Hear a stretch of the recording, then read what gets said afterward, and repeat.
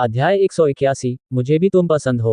वैशाली खन्ना ने मेज पर 3 व्यंजन और एक सूप को देखा, कुछ आश्चर्यचकित होकर। मुझे लगा तुम सिर्फ इंस्टेंट नूडल्स ही बना सकते हो। आओ मेरे खाने का स्वाद लो, रोहन मल्होत्रा ने मुस्कुराते हुए कहा, उसे प्रोत्साहित करते हुए। वैशाली खन्ना ने लकड़ी की चॉपस्टिक से किंग ऑयस्टर मशरूम का एक पतला टुकड़ा उठाया, उसे अपने मुंह में रखा और धीरे धीरे चबाया।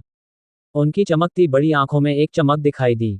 चाय स्वादिष्ट किंग ऑयस्टर मशरूम बुरा नहीं है। पता चलता है तुम्हारी खाना पकाने की कला इतनी अच्छी है। मैं बस आलसी हूँ, रोहन मल्होत्रा ने गर्व से कहा। मैं तब तक कम प्रोफाइल रखता हूँ जब तक मैं कुछ शानदार नहीं करता। यही मैं हूँ, रोहन मल्होत्रा। आलसी, और इस पर गर्व है। वैशाली खन्ना ने होंठ सिकोड़े और मुस्कुराए। दोनों ने मिलकर 3 व्यंजन और सूप को साफ कर दिया। रोहन मल्होत्रा ने खाना बनाया था। वैशाली खन्ना के जोरदार अनुरोध पर उसने खाने की मेज साफ की और बर्तन धोए। जब वह खाने की मेज पर लौटी तो उसने देखा कि रोहन मल्होत्रा ने पहले ही चाय बना ली थी। मेज पर एक प्राचीन दिखने वाला चंदन का डिब्बा भी था। यह क्या है? आश्चर्यचकित होकर वैशाली खन्ना ने देखा कि रोहन मल्होत्रा ने डिब्बा उसकी ओर बढ़ाया। वैशाली खन्ना ने इसे खोला। अंदर एक चमकदार हरा नीलम का कंगन था। रंग गहरा और स्थिर था, गुणवत्ता चिकनी और दोषरहित थी, जिसमें एक उच्च कुलीन सौंदर्य और सम्राट का आभास था। ग्लास प्रकार शाही हरा। वैशाली खन्ना ने रोहन मल्होत्रा को आश्चर्य से देखा, सावधानी से इसे उठाया और प्रशंसा की। मैंने हरीश से सुना था कि प्राचीन नीलम बाजार में तुमने एक नीलम का टुकड़ा जुआ खेलकर जीता था जो एक भाग्य के बराबर था। मुझे नहीं पता था कि इसे पहले ही कंगन में बदल दिया गया है। ये बहुत सुंदर है। ये तुम्हारे लिए है, रोहन मल्होत्रा ने मुस्कुराते हुए कहा। मेरे लिए? वैशाली खन्ना कुछ आश्चर्यचकित हुई और हंसी। क्यों? आज कौन सा दिन है? तुम खाना बना रहे हो और मुझे उपहार दे रहे हो, खासकर इतनी कीमती चीज। आज हमारी मुलाकात के 100वें दिन है। रोहन मल्होत्रा ने हिम्मत जुटाकर वैशाली खन्ना की ओर देखा। मैं तुम्हें बताना चाहता हूं कि दरअसल मैं।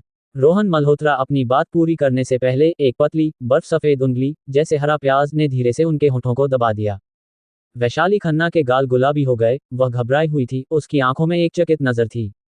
उसने अपने निचले होंठ को काटा। मैं जानती हूं कि तुम मेरे लिए क्या महसूस करते हो, लेकिन मैं नहीं कर सकती, मैं समर्थ नहीं हूं। वैशाली खन्ना ने अपने शब्दों में अटकते हुए अपनी तात्कालिकता को व्यक्त करना नहीं जाना। रोहन मल्होत्रा थोड़ा उदास दिखे। मुझे गलत मत समझो, मैं भी, वैशाली खन्ना ने कहा और भी अधिक उत्सुक होकर। रोहन मल्होत्रा ने अपनी नज़र को नर्म किया, धीरे से वैशाली खन्ना का हाथ पकड़ा और उसे हटाया। मैं जानता हूं तुम्हें चिंताएं हैं, मैं तुम्हें कोई बयान देने के लिए मजबूर नहीं कर रहा। मैं बस तुम्हें पसंद करता हूं और मेरे पास इसे कहने की हिम्मत कभी नहीं थी। अब मैं बस तुम्हें बताना चाहता हूं, मुझे तुम पसंद हो। और अगर तुम मुझे पसंद करती हो तो मैं वादा करता हूं, 3 साल के अंदर मैं सुनिश्चित करूंगा कि हमारे सामने की सभी बाधाएं अब कोई समस्या न रहें। रोहन मल्होत्रा ने दृढ़ चेहरा के साथ बात की, उनके शब्द अधिकारपूर्ण थे। वैशाली खन्ना ने उन्हें स्थिर नजरों से देखा, उनकी आंखें धीरे धीरे शरद के जल के तालाबों में पिघल गईं। वह कोई डरपोक लड़की नहीं थी, वरना वह अकेले इंद्रपुर की सैर पर नहीं निकलती। मुझे भी तुम पसंद हो। वैशाली खन्ना ने चुप्पी तोड़ी, उनकी नजर दृढ़ थी, दोहराते हुए, मुझे तुम पसंद हो। रोहन मल्होत्रा की मुस्कान पहले से कहीं अधिक चमकदार थी। परियोजना शुरू होने में 6 दिन बाकी थे और उन्होंने अपने पेशेवर करियर के सबसे अंधेरे पल का सामना किया था। फिर भी उसी दिन उन्होंने अपने जीवन की वसंत का स्वागत किया। वैशाली खन्ना ने रोहन मल्होत्रा का उपहार स्वीकार किया, उनकी गोरी कलाई उस नीलम के कंगन के साथ अच्छी तरह मेल खाती थी। रोहन मल्होत्रा को नहीं पता था कि उनके लिए वह कदम उठाना कितना मुश्किल था, लेकिन वे जानते थे कि अगले 3 सालों के लिए उनके पास अब एक शक्तिशाली जिम्मेदारी और प्रेरणा थी। एक पुरुष का अपनी प्रेमिका से किया गया वादा। इस क्षण दोनों एक दूसरे के सहारे टिके थे। उनके चेहरे मधुर थे। सुना है तुम्हारी परियोजना को अब बड़ी मुश्किल का सामना करना पड़ रहा है, वैशाली खन्ना ने पूछा, अपना सिर रोहन मल्होत्रा की बांह पर टिकाते हुए। पहले रोहन मल्होत्रा ने उन्हें परियोजना के बारे में कई बातें बताई थीं, जिनमें मजेदार और परेशान करने वाली बातें शामिल थीं। वैशाली खन्ना को तारा चौक के बारे में पता था। उन्होंने ऑनलाइन उस विशिष्ट मीडिया लाइव प्रसारण को भी देखा था, यहां तक कि रोहन मल्होत्रा की बुद्धिमानी से रोमांचित भी हुई थी। उन्हें ये भी पता था कि शर्मा चौक उनका सबसे बड़ा प्रतिद्वंद्वी था, जो उनके साथ उसी दिन उद्घाटन कर रहा था। इस समय वैशाली मोरानी का कॉन्सर्ट शर्मा चौक में था, जहां गति जबरदस्त थी, सभी का ध्यान आकर्षित कर रही थी। तारा चौक अचानक शांत और चुप हो गया था। वैशाली खन्ना की आंखें हल्के से चमकीं। जब तक उन्हें पता चला मोरानी समय का प्रचार पहले ही शुरू हो चुका था और इंद्रपुर में हलचल मचा रहा था, वह इसे बदल नहीं सकती थी और अब रोहन मल्होत्रा को सूचित करने की कोई जरूरत नहीं थी। वैशाली खन्ना केवल चुपके से स्थिति का अनुसरण कर सकती थी। इसके अलावा उन्हें विश्वास नहीं था कि रोहन मल्होत्रा के पास वास्तव में कोई रणनीति बाकी नहीं थी। आखिरकार रोहन मल्होत्रा वह व्यक्ति था जिसकी श्रीलाल और गुरु सुरेंद्र कायस्थ ने भी बहुत प्रशंसा की थी। हाँ, ये थोड़ा परेशानी भरा है, प्रतिद्वंद्वी ने काफी क्रूर चाल चली, रोहन मल्होत्रा ने सांस छोड़ते हुए कहा, क्योंकि उन्होंने धीरे से वैशाली खन्ना के मुलायम काले बालों को छुआ और मुस्कुराया। क्या तुम्हें लगता है कि मैं बहुत गैर जिम्मेदार हो रहा हूँ? काम पर बड़ी समस्या का सामना करना पड़ रहा है, फिर भी मैं यहाँ हूँ, परियोजना पर सभी को पीछे छोड़कर अपनी प्रेमिका को लुभाने में। जब रोहन मल्होत्रा ने मेरी प्रेमिका शब्दों का उल्लेख किया तो वे गर्व की भावना से खुद को रोक नहीं पाए। वैशाली खन्ना ने मुस्कुराकर उन्हें एक चंचल नजर दी। चिंता मत करो, मैंने हार नहीं मानी है। ये सिर्फ एक अस्थायी बचाव है। जितनी जल्दी मैं जवाबी हमला करूंगा, अंतिम जीत की संभावना उतनी ही कम होगी, रोहन मल्होत्रा ने सांस छोड़ते हुए कहा और कड़वी मुस्कान के साथ बोले, मुझे नहीं पता था कि वैशाली मोरानी का इतना बड़ा प्रभाव होगा। अगले कुछ दिनों में मुझे ये सोचना होगा कि जवाबी हमला कैसे करना है। क्या तुम्हें किसी मदद की जरूरत है? वैशाली खन्ना ने रोहन मल्होत्रा को देखा, उनकी आवाज नर्म थी क्योंकि उन्होंने संकोच के साथ पूछा। वह जोर से बोलने की हिम्मत नहीं कर रही थी, डर था कि बहुत प्रत्यक्ष होना रोहन मल्होत्रा के आत्मसम्मान को ठेस पहुंचाएगा। और क्या वह वाकई मदद कर सकती थी मोरानी को कॉन्सर्ट का स्थान बदलने के लिए मनाने के लिए? और क्या कारण होगा ये कहना कि उनके नए प्रेमी एक प्रतिस्पर्धी परियोजना में शामिल हैं? वैशाली खन्ना अभी वैशाली मोरानी को इन बातों के बारे में नहीं बता सकती थी, इसलिए वहां वह थी, हिचकिचाती और अनिश्चित कि वह कैसे मदद कर सकती थी। जरूरत नहीं, रोहन मल्होत्रा ने शानदार ढंग से हाथ हिलाया, उनके सफेद दांत धूप भरी मुस्कान के साथ चमक रहे थे। अगर मैं इस छोटी सी परेशानी को नहीं संभाल सकता तो मैं खुद को तुम्हारा प्रेमी कैसे गर्व से कह सकता हूँ? वैशाली खन्ना ने उन्हें एक नजर दी और हंसी को दबा लिया। उन्हें वाकई रोहन मल्होत्रा का आत्मविश्वास पसंद था। दोनों एक दूसरे के साथ सट कर बैठे, देर रात तक बातें करते रहे। आखिरकार वैशाली खन्ना को जाना पड़ा और रोहन मल्होत्रा को थोड़ा अनिच्छा महसूस हुई। देर हो गई, मुझे वापस जाकर अपनी कक्षाओं की तैयारी करनी है। मुझे कल मेरी प्रशिक्षण कक्षा है, वैशाली खन्ना ने गंभीरता से कहा। ठीक है, अपने आप को ज्यादा थकाओ मत, इससे झुर्रियां पढ़ना आसान है, रोहन मल्होत्रा ने उनके लिए थोड़ा दुखी होकर कहा। वैशाली खन्ना ने मधुर मुस्कान दी, मुड़ी और चली गईं। रोहन मल्होत्रा ने उनकी आकृति को दरवाजे से गायब होते देखा, अभी भी मूर्खतापूर्ण ढंग से मुस्कुराते हुए। तब तक, जब तक उनका फोन बजने लगा, रोहन मल्होत्रा होश में आए और हल्के से भौहें सिकोड़ लीं। उनका फोन हवाई जहाज मोड में था, लेकिन व्हाट्सएप अभी भी सक्रिय था। कोई उन्हें ढूंढ रहा था। परियोजना से किसी के पास उनका व्हाट्सएप नहीं था। तो ये कौन था? रोहन मल्होत्रा ने व्हाट्सएप खोला और आश्चर्यचकित होकर पाया कि जया मिश्रा का संदेश था। वह महिला जिसे उन्होंने प्राचीन नीलम बाजार में बचाया था। रोहन मल्होत्रा ने तुरंत उनकी सुंदर आकृति और चेहरे पर भरी हुई झाइयों को याद किया। रोहन मल्होत्रा ने संदेश पढ़ा। एक बड़ा मुस्कुराता चेहरा, इसके बाद एक पंक्ति। क्या तुम वैशाली मोरानी का इंद्रपुर कॉन्सर्ट देखना चाहते हो? मेरे पास टिकट हैं, मैं तुम्हें एक दूंगी। वैशाली मोरानी के कॉन्सर्ट के टिकट? रोहन मल्होत्रा ने पलक झपकाए। उन्हें याद आया कि अभी की उनकी बातचीत के दौरान वैशाली ने उल्लेख किया था कि उन्हें यह वैशाली मोरानी पसंद है। जल्दी से रोहन मल्होत्रा वैशाली खन्ना को ढूंढने के लिए उठे। वैशाली खन्ना अपने कमरे में इधर उधर टहल रही थी, हिचकिचा रही थी और अपने फोन को पकड़े हुए थी। क्या मुझे मोरानी से मदद मांगनी चाहिए या नहीं? अध्याय 182। मेरा नाम वैशाली मोरानी है। कहते हैं कि जब आप गहरे प्यार में होते हैं तो एक दिन की दूरी भी एक योग की तरह लगती है। रोहन मल्होत्रा पहले इस पर विश्वास नहीं करते थे, लेकिन अब वे इसे एक सिद्धांत मानते थे। वे अधीर होकर अब वैशाली खन्ना के दरवाजे पर दस्तक दे रहे थे, ये सोचकर कि थोड़ी देर में उसे वैशाली मोरानी के कॉन्सर्ट टिकटों के बारे में पता चलेगा। उसके चेहरे पर आश्चर्य और खुशी का भाव आएगा। रोहन मल्होत्रा थोड़ा उत्साहित महसूस करने से खुद को रोक नहीं पाए।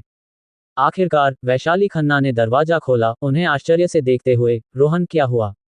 मुझे अभी अभी वैशाली मोरानी के कॉन्सर्ट के टिकट मिले हैं, रोहन मल्होत्रा ने गर्व से कहा, वैशाली खन्ना को दिखाते हुए। देखो, यह मेरे दोस्त ने भेजा है। मोरानी कॉन्सर्ट का दिन तारा चौक और पूर्वी चौक दोनों के भव्य उद्घाटन समारोह का दिन था। ये करो या मरो की लड़ाई भी थी। तारा चौक के मुख्य प्रबंधक के रूप में क्या रोहन मल्होत्रा के लिए उस दिन पूर्वी चौक में कॉन्सर्ट देखने जाना कोई समस्या नहीं होगी? वैशाली खन्ना जानती थी कि रोहन मल्होत्रा का उत्साह पूरी तरह से उनके लिए था, जिससे उन्हें भीतर से बहुत मधुरता महसूस हुई, और उन्होंने मुस्कुराते हुए रोहन मल्होत्रा के व्हाट्सएप पर एक नज़र डाली। बस एक नज़र से वैशाली खन्ना ठिठक गईं। टिकट की वजह से नहीं, बल्कि इसलिए कि रोहन मल्होत्रा के व्हाट्सएप दोस्त का नाम और प्रोफाइल तस्वीर बहुत परिचित थी। क्या यह मोरानी का निजी व्हाट्सएप नहीं है? इस व्हाट्सएप पर जोड़े गए लोग सभी मोरानी के लिए कीमती परिवार और दोस्त थे। ये तुम्हारा दोस्त है? वैशाली खन्ना ने अविश्वास के साथ पूछा, व्हाट्सएप पर प्रोफाइल तस्वीर की ओर इशारा करते हुए। हाँ, रोहन मल्होत्रा ने पलक झपकाई, फिर एक पल के लिए सोचा, कुछ हद तक। कुछ हद तक, इसका क्या मतलब है? वैशाली खन्ना को संदेह हुआ। क्या हरीश तिवारी, उस बड़े मुंह वाले ने तुम्हें उस दिन प्राचीन नीलम बाजार में हमारे हीरो बचाने वाली लड़की के कारनामे के बारे में नहीं बताया? रोहन मल्होत्रा हंसे, ये वही लड़की है जिसे मैंने उस दिन बचाया था, शानदार फिगर, लेकिन चिंता मत करो, वह बहुत बदसूरत है। वैशाली खन्ना को अचानक समझ आया और फिर वह चुप हो गई। तो ये पता चला कि रोहन मल्होत्रा उनकी चचेरी बहन के रक्षक थे। ये दुनिया वाकई बहुत छोटी है। वैशाली खन्ना ने काफी देर तक सांस छोड़ी। इसके बाद वह रोहन मल्होत्रा के उस टिप्पणी पर अपनी जीभ थोड़ा बाहर निकालने से खुद को रोक नहीं पाई कि वह बहुत बदसूरत है। मोरानी की चचेरी बहन को राष्ट्रीय स्तर पर शुद्ध हृदय वाली पॉप रानी के रूप में मान्यता प्राप्त थी, यहाँ तक कि उसे स्वर्गीय सुंदरता के रूप में वर्णित किया गया था। उस दिन वह निश्चित रूप से मेकअप में रही होगी। वैशाली खन्ना ने अपने आप में सोचा, वह छोटी लोमड़ी, उसकी मेकअप कला छद्मवेश तकनीकों जितनी अच्छी है, दोनों मुझसे बेहतर हैं। अब वैशाली खन्ना वास्तव में खुश थीं। रोहन मल्होत्रा जिस दुविधा में अभी परेशान थे, वह अपने आप आसानी से हल हो गई। शानदार, तुम पहले उससे बात करो, टिकट मिलने के बाद हम दूसरी बातें करेंगे, वैशाली खन्ना ने अधीरता से कहा, क्योंकि उन्होंने रोहन मल्होत्रा को बाहर धकेला और दरवाजा बंद कर दिया। रोहन मल्होत्रा ने सुरक्षा दरवाजे को अवाक देखा। क्या हो सकता है कि वैशाली को लगता है कि मैं उसे धोखा दे रहा हूं? समझ में आता है, बिना टिकट के हाथ में, कौन जानता है कि यह जया मिश्रा मुझे सिर्फ धोखा तो नहीं दे रही। रोहन मल्होत्रा ने जाने के लिए मुड़ लिया। सुरक्षा दरवाजा बंद करके वैशाली खन्ना ने अपना फोन उठाया और एक नंबर डायल किया। कुछ क्षण बाद, हाय चचेरी बहन, क्या बात है? फोन के दूसरी तरफ एक आलसी आवाज आई। ये वैशाली मोरानी थी। वैशाली रानी की आवाज बिल्ली की तरह सुस्त थी। तुमने अभी कितने टिकट भेजे? वैशाली खन्ना ने मुस्कुराते हुए पूछा। जो टिकट तुमने मांगे थे, मैंने सभी रखे हैं, वे सभी सबसे अच्छे हैं। दूसरी तरफ की आवाज रुकी, जैसे कि कुछ समझ में आया हो, और फिर आश्चर्य से पूछा, तुम्हें कैसे पता कि मैंने अभी टिकट भेजे हैं? मुझे ये भी पता है कि तुमने उन्हें किसे भेजा, उसका नाम रोहन मल्होत्रा है। फोन के दूसरी तरफ लंबे समय तक स्तब्ध चुप्पी छाई रही। मेरी प्यारी चचेरी बहन, तुम अब प्रशिक्षण नहीं कर रही, तुम जासूस बन गई हो। कैसी जासूस? वैशाली खन्ना हंसी, वह रोहन मल्होत्रा मेरा दोस्त है, उसने मुझे एक स्क्रीनशॉट भेजा और मैंने पहली नज़र में तुम्हारा व्हाट्सएप पहचान लिया।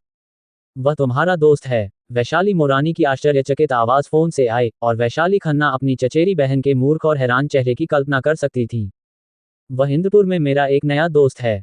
मैंने सुना कि उसने तुम्हें एक बदमाश से बचाया था, वह व्यावहारिक रूप से तुम्हारा रक्षक है। और तुम, लड़की, ने उसे बदले में अपना व्हाट्सएप दे दिया। वैशाली खन्ना ने सांस छोड़ी, अफसोस कि उसे अभी भी नहीं पता कि उसने एक राजकुमारी को बचाया था।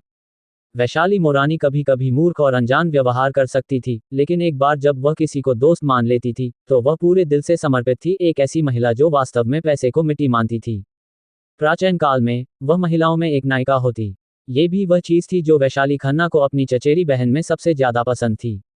दुनिया बहुत छोटी है, वैशाली मोरानी ने आश्चर्य व्यक्त करने से खुद को रोक नहीं पाई।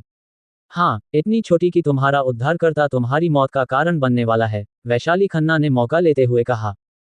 क्या हुआ? वैशाली मोरानी आश्चर्यचकित थी। फोन पर वैशाली खन्ना ने उन्हें रोहन मल्होत्रा की पहचान और तारा चौक और पूर्वी चौक के बीच प्रतिद्वंद्विता के बारे में सब कुछ बताया।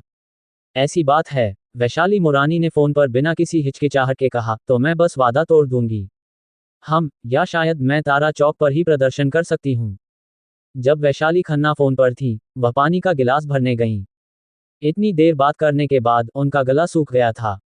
उनकी चचेरी बहन के एक वाक्य से वैशाली खन्ना ने जो पानी अभी पिया था, वह छींक गया और वह जोर से खांसने लगी। उनकी चचेरी बहन वाकई घर पर अपनी मनमानी करने की बहुत आदी थी।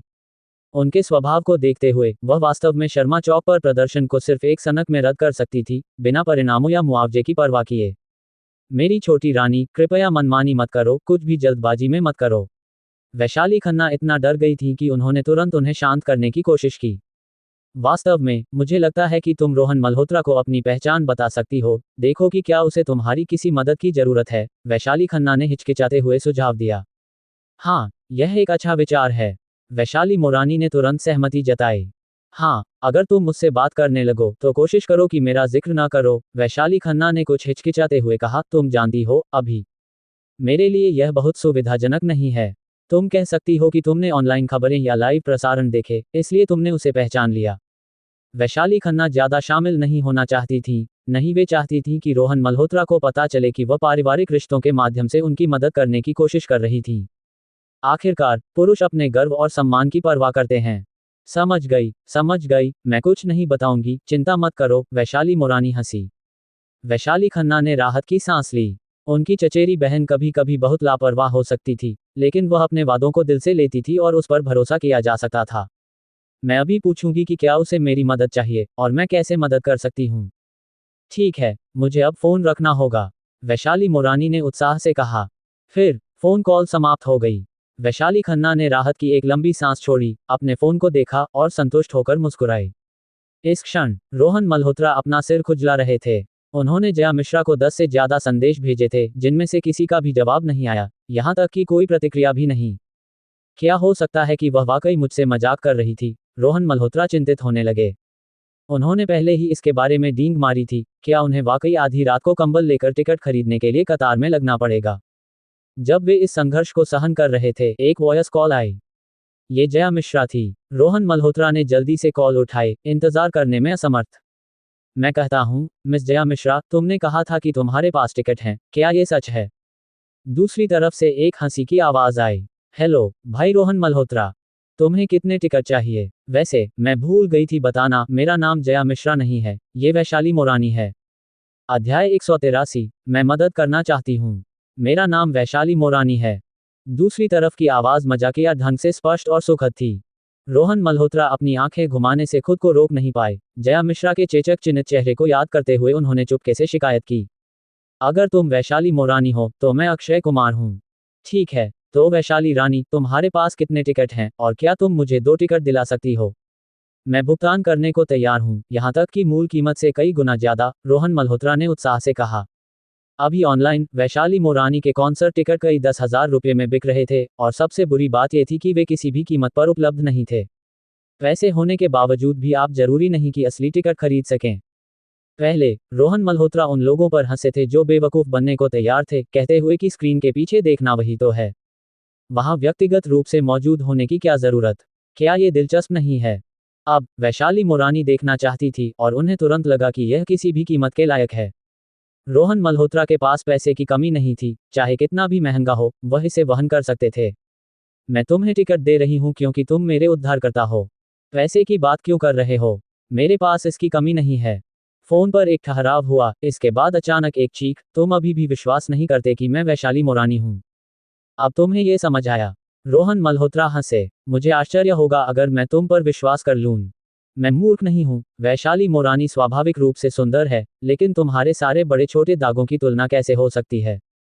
यहां तक कि अगर मैं सहमत हो जाऊं, तो मेरा ज़मीर इसे स्वीकार नहीं करेगा। मैंने नहीं कहा कि मुझे तुम पर विश्वास नहीं है। मैंने सिर्फ पूछा कि क्या तुम्हारे पास वाकई टिकट हैं। रोहन मल्होत्रा ने उसे चिढ़ाने की हिम्मत नहीं की और चतुराई से बातचीत को टिकटों पर वापस ले आए। लेकिन कॉल करने वाले ने फोन काट दिया, साफ और तेज। रोहन मल्होत्रा थोड़ा हतप्रभ रह गए और जल्दी से एक वॉयस मैसेज भेजने के बारे में सोचा, माफी मांगने और समझाने के लिए।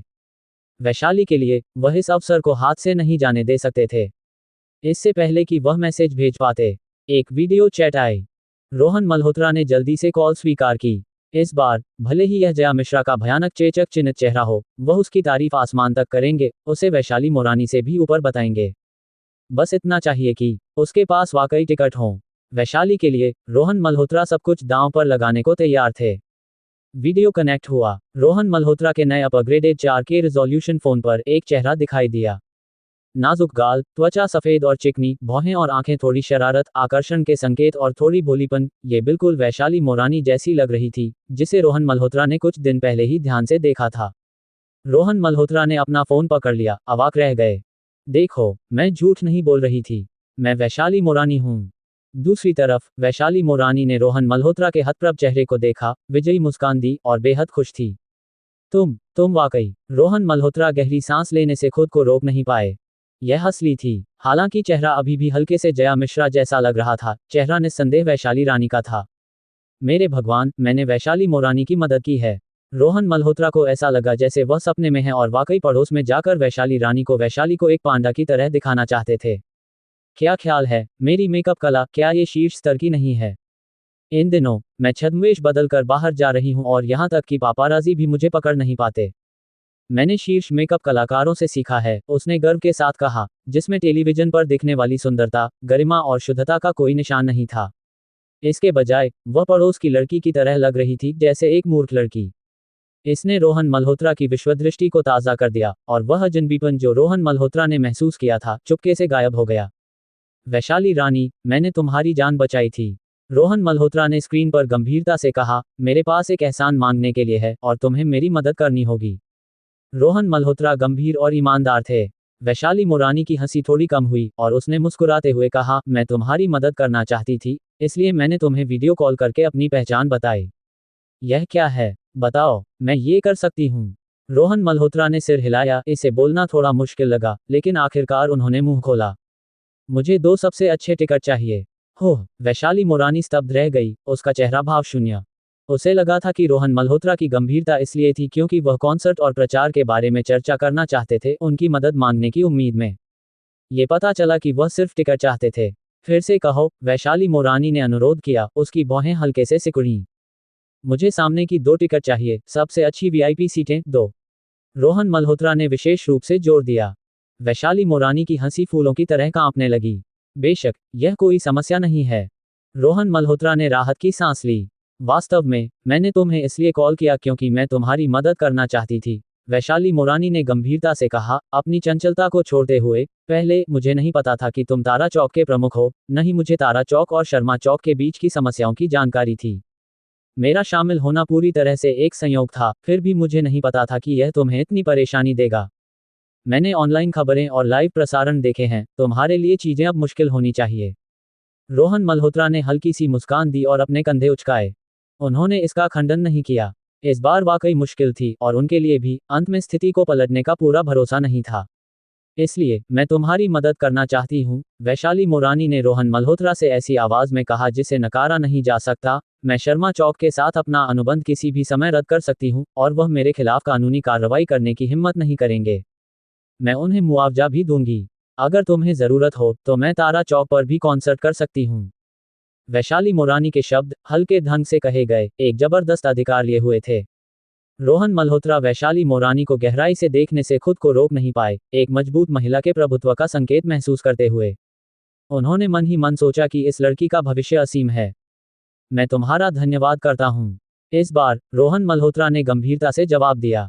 वाकई, मैं अभी एक बहुत मुश्किल स्थिति का सामना कर रहा हूँ और अगर तुम उनकी तरफ होती, मेरे खिलाफ इस्तेमाल होती, तो मेरी जीत की संभावना बहुत कम होती। रोहन मल्होत्रा ने स्पष्ट रूप से स्वीकार किया, ईमानदारी से, तुमने जो अभी कहा वह लुभावना है।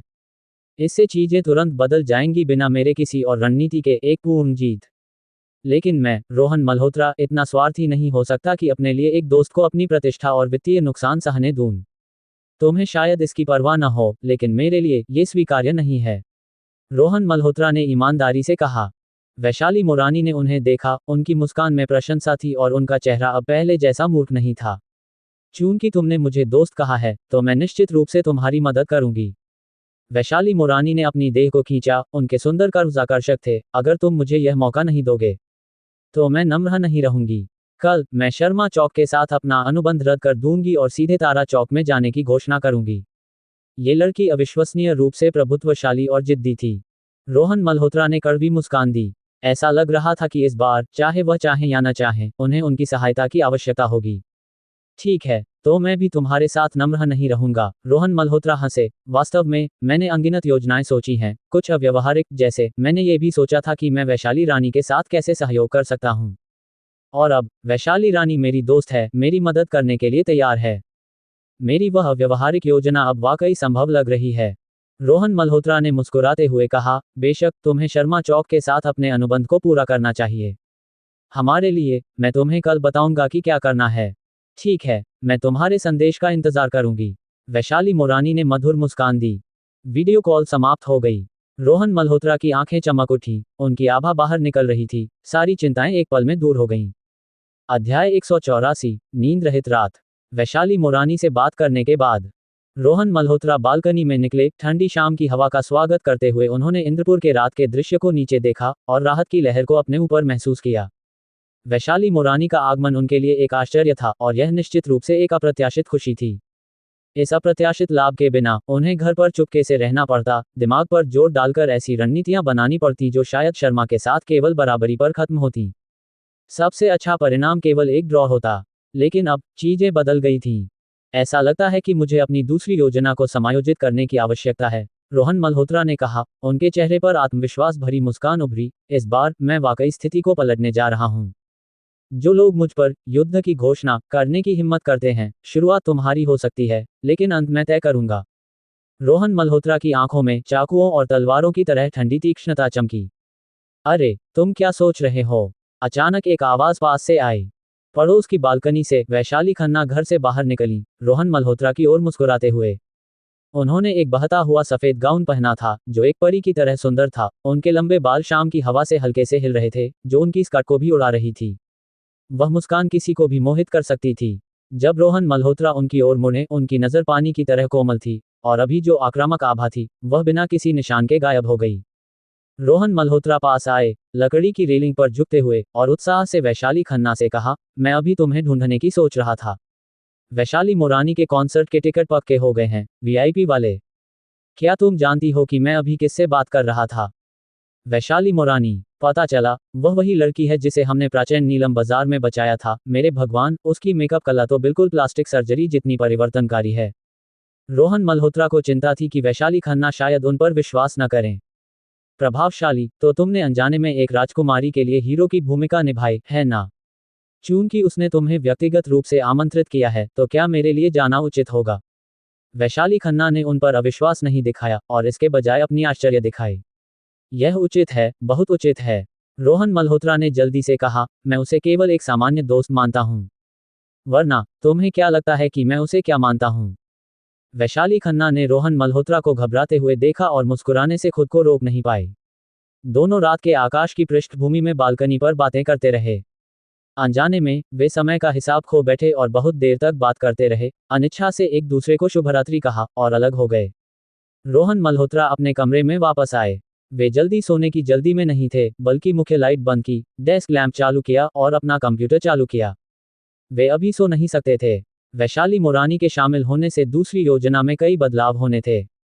मुझे वैशाली मोरानी से संबंधित हिस्से को जल्दी से तैयार करना होगा, ताकि यह सुनिश्चित हो कि वह अपना वादा न तोड़े और अपनी प्रतिष्ठा को नुकसान न पहुंचाए, और साथ ही उसे पहले से तैयारी करने का मौका मिले, रोहन मल्होत्रा ने अपने आप से बुदबुदाया।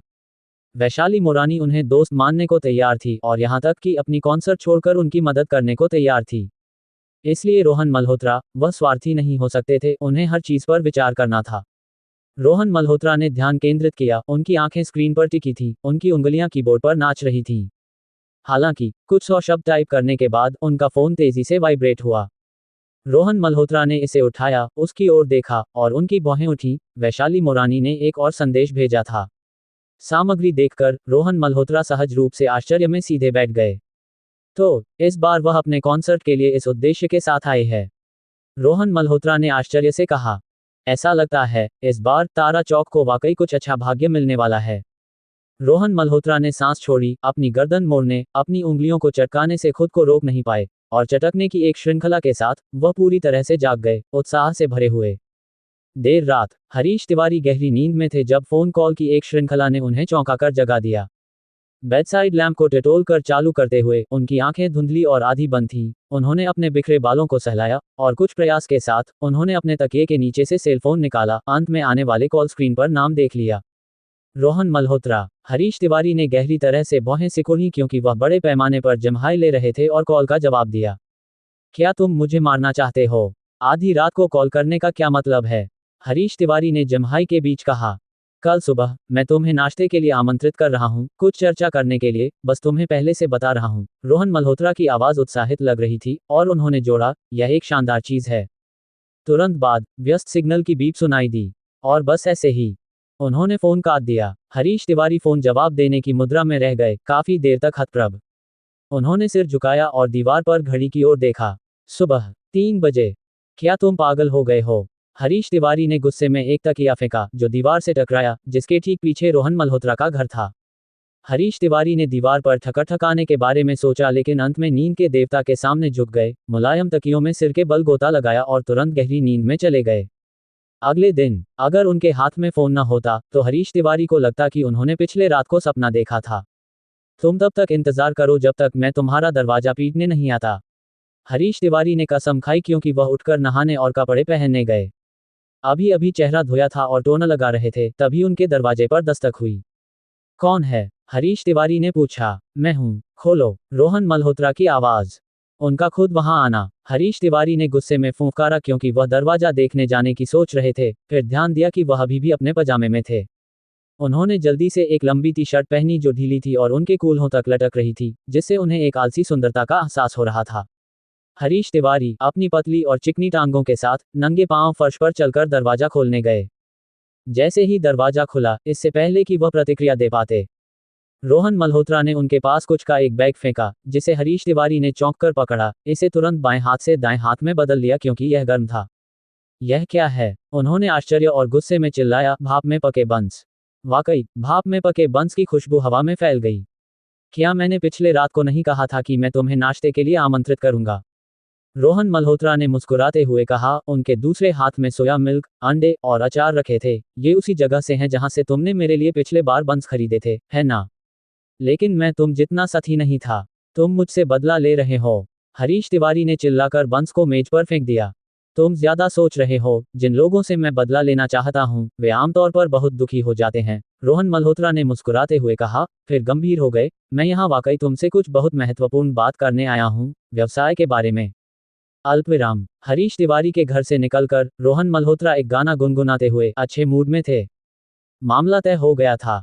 इस क्षण हरीश तिवारी घर पर बंस खा रहे थे और सोया मिल्क पी रहे थे, उस मामले के बारे में सोच रहे थे जो रोहन मल्होत्रा ने उनसे उल्लेख किया था। बुरा नहीं लगता, उन्होंने बुदबुदाया। रोहन मल्होत्रा अपने घर लौटे, दोगुना नाश्ता तैयार किया, इसे वैशाली खन्ना के साथ साझा करने की योजना बनाते हुए। उसी क्षण उनके फोन ने बीप की आवाज की। ये व्हाट्सएप से एक संदेश था। इसे देखते हुए रोहन मल्होत्रा ने देखा कि संदेश वैशाली मोरानी से था और उसमें बस लिखा था, आइटम की जांच की, ये शानदार है, तुरंत शर्मा के लोगों से बात करूंगी। रोहन मल्होत्रा के होंठ हल्की मुस्कान में मुड़े। ऐसा लगता था कि वैशाली मोरानी से संबंधित योजना का हिस्सा भी स्वीकृत हो गया था। आज एक अच्छा दिन है, मेरी हर इच्छा पूरी हो रही है, रोहन मल्होत्रा ने धीमे स्वर में गाया। नाश्ता लेकर दरवाजे से बाहर निकल गए। वैशाली के साथ नाश्ता करने के बाद उन्हें अभी भी एक और महत्वपूर्ण व्यक्ति से मिलना था। अध्याय 185। मैं तुमसे सहयोग की बात करने आया हूं। श्री सूरज शर्मा नाश्ता कर रहे थे। वह एक ऐसे व्यक्ति थे जो स्वास्थ्य और कल्याण पर बहुत जोर देते थे, इसलिए उनका नाश्ता ज्यादातर लोगों से देर में होता था, लेकिन ये कहीं अधिक शानदार था। वह बहुत धीरे धीरे खाते थे, अपने भोजन को ध्यान से चबाते और आराम से निगलते थे, और भोजन के दौरान उन्हें सबसे ज्यादा नापसंद था कि कोई उन्हें बाधित करे। यह आदत इतनी प्रसिद्ध थी कि उनकी कंपनी के लोग भी इसके बारे में जानते थे। इसलिए इस समय अवधि में जीबे शंख कोई भी उन्हें फोन करने की हिम्मत नहीं करता था। हालांकि आज जब श्री सूरज आधा नाश्ता कर चुके थे, उनका मोबाइल फोन बजा। श्री सूरज शर्मा का चेहरा तुरंत काला पड़ गया और उन्होंने नाराजगी के साथ फोन उठाया। घर के नौकरों का तनाव बढ़ गया। वे एक तूफान देखने वाले थे। हालांकि यह उनके खिलाफ नहीं था। एक बार श्री सूरज का मूड भड़क गया तो फोन काटने के बाद यह अपरिहार्य था कि वह किसी पर अपना गुस्सा निकाल सकते थे। ऐसे समय में कौन फोन कर सकता था? उन्हें तो बिल्कुल अंदाजा नहीं था। नौकर अपने मन में कोसने लगे, मानसिक रूप से खुद को तैयार करते हुए। अप्रत्याशित रूप से जैसे ही श्री सूरज शर्मा ने कॉलर का नाम देखा, उनके चेहरे की उदासी तुरंत सर्दियों की बर्फ की तरह तेज धूप में पिघल गई और उसकी जगह एक गर्म मुस्कान ने ले ली। ओह, सहायक जगदीश, मैं आपके लिए क्या कर सकता हूँ? श्री सूरज शर्मा एक सहायक के प्रति भी विनम्र थे। नौकरों ने एक दूसरे की ओर देखा, आश्चर्य से भरे हुए। ओह, वैशाली रानी मुझसे मिलना चाहती हैं। क्या ये कॉन्सर्ट के बारे में है? समय में बदलाव की जरूरत है। श्री सूरज शर्मा की भौहें हल्के से सिकुड़ी, लेकिन जल्दी ही एक मुस्कान में बदल गईं। ठीक है, कोई समस्या नहीं। जब तक वैशाली रानी 8 अगस्त को शर्मा चौक पर कॉन्सर्ट करने को तैयार हैं, समय की छोटी मोटी बात कोई मायने नहीं रखती। हम वैशाली रानी की इच्छाओं का पालन करेंगे। जनता के बारे में चिंता न करें, मैं इसे संभाल लूंगा। हम बस कह देंगे कि जनता को दी गई समय की जानकारी हमारे कर्मचारियों की गलती थी। बिल्कुल कोई समस्या नहीं। श्री सूरज शर्मा की उत्सुकता स्पष्ट थी। ठीक है, मैं जल्द ही अपने बेटे को लेकर बात करने आऊंगा। अच्छा, ये तय हो गया। बातचीत को सुनकर नौकरों की आंखों में समझ का एक संकेत दिखाई दिया। कॉल वैशाली रानी की सहायक से थी। कोई आश्चर्य नहीं कि श्री सूरज इतने अच्छे मूड में थे। एक दिवा वाकई एक दिवा है। आखिरी मिनट में प्रदर्शन के समय में बदलाव की बात उठाने पर भी श्री सूरज को जरा भी परेशान नहीं किया। जब नौकर इस पर विचार कर रहे थे, श्री सूरज शर्मा ने अपने स्वभाव के विपरीत जल्दी से बाकी का नाश्ता कुछ ही कौर में खत्म किया, उठे, अपना मुंह पोंछा और बटलर को निर्देश दिया, जाओ सूरज को तैयार होने के लिए कहो। मैं उसे जल्द ही वैशाली रानी से मिलाने ले जाऊंगा। नौकर जल्दी से मामले को देखने चला गया। श्री सूरज शर्मा ने अपने फोन को देखा और आत्मा उपहास भरी हंसी नहीं रोक सके। समय बदलने की बात तो दूर, अगर वैशाली रानी ने प्रदर्शन न करने का फैसला किया तो भी मुझे विनम्र व्यवहार रखना होगा, हमेशा मुस्कुराते हुए। यह पारिवारिक पृष्ठभूमि की ताकत है। वास्तव में इन दिनों उनकी प्रसिद्धि का लाभ उठाकर हमने पहले ही अपनी कमाई कर ली है। उस समय सूरज राय अभी तक जागे नहीं थे। इन दिनों वह अपने पिता के साथ व्यस्त रहे थे, सभी से उच्च प्रशंसा प्राप्त कर रहे थे और वह आत्मविश्वास से भरे हुए थे। लेकिन इतने सारे सामाजिक आयोजनों के साथ ये थकाव था और वह सुबह थोड़ा और सोते थे। जब नौकर ने उन्हें जगाया, सूरज राय अभी भी नींद में थे, लेकिन जैसे ही नौकर ने बोला, वह तुरंत सतर्क हो गए और जल्दी से तरोताजा होने लगे। मालिक ने कहा, वह चाहते हैं कि आप उनके साथ जल्द ही मिस वैशाली मोरानी से मिलने जाएं। ये शब्द जादू की तरह थे। वैशाली मोरानी के शाही व्यवहार और आश्चर्यजनक सुंदरता के विचार ने सूरज राय को तुरंत ऊर्जा से भर दिया, जैसे कि उन्हें एड्रेनालाइन का इंजेक्शन मिल गया हो। श्री सूरज शर्मा ने 20 मिनट तक इंतजार किया जब तक सूरज राय नीचे नहीं आए। अपने बेटे को सुंदर और उचित रूप से कपड़े पहने देखकर श्री सूरज शर्मा को कोई चिड़चिड़ापन नहीं हुआ, केवल संतुष्टि महसूस हुई। इसके बाद वे मोती टावर की ओर गाड़ी चलाकर रवाना हुए। श्री सूरज शर्मा को नहीं पता था जब उनकी गाड़ी शहर के केंद्र के पास एक कैफे के सामने से गुजरी। कैफे में रोहन मल्होत्रा वहां बैठे थे। रोहन मल्होत्रा के सामने एक प्रभावशाली उपस्थिति और सीधा साधा रुख वाला व्यक्ति था, लक्ष्य लाल। दोनों कॉफी पी रहे थे। लक्ष्य, सौभाग्य से तुम अभी भी इंद्रपुर में हो, वरना मुझे विनीता दीदी से बात करनी पड़ती, रोहन मल्होत्रा ने मुस्कुराते हुए कहा। शर्त हारने के बाद लक्ष्य लाल ने सार्वजनिक रूप से उन्हें भाई रोहन कहा था। हालांकि रोहन मल्होत्रा को इतने अनौपचारिक ढंग से संबोधित करते हुए सुनकर जैसे कि वह वाकई एक छोटे भाई से बात कर रहे हों, लक्ष्य लाल की पलकें अनजाने में सिकुड़ गईं, लेकिन अंत में उन्होंने कुछ नहीं कहा। तुम्हारे साथ इस कॉफी के लिए मैंने कम से कम 3 मीटिंग्स को पीछे धकेल दिया। बोलो, तुमने मुझे यहाँ क्यों बुलाया? मेरे घर पर बात क्यों नहीं की? लक्ष्य लाल ने कहा।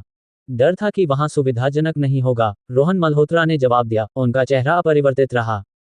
वास्तविक कारण था, ये जगह रोहन मल्होत्रा के घर के करीब थी। लक्ष्य लाल ने तिरस्कार भरी हंसी हंसे, उन पर बिल्कुल विश्वास नहीं किया। मैंने सुना है कि तुम्हें हाल ही में मुश्किल समय से गुजरना पड़ रहा है। लक्ष्य लाल की आंखों में हल्की सी खुशी थी। मैंने वह लाइव प्रसारण देखा, बुरा नहीं था, लेकिन तुम्हारे विरोधियों ने हाल ही में जो शतरंज की चाल चली, वह काफी कठोर थी, यहां तक कि वैशाली मोरानी को भी खेल में लाया।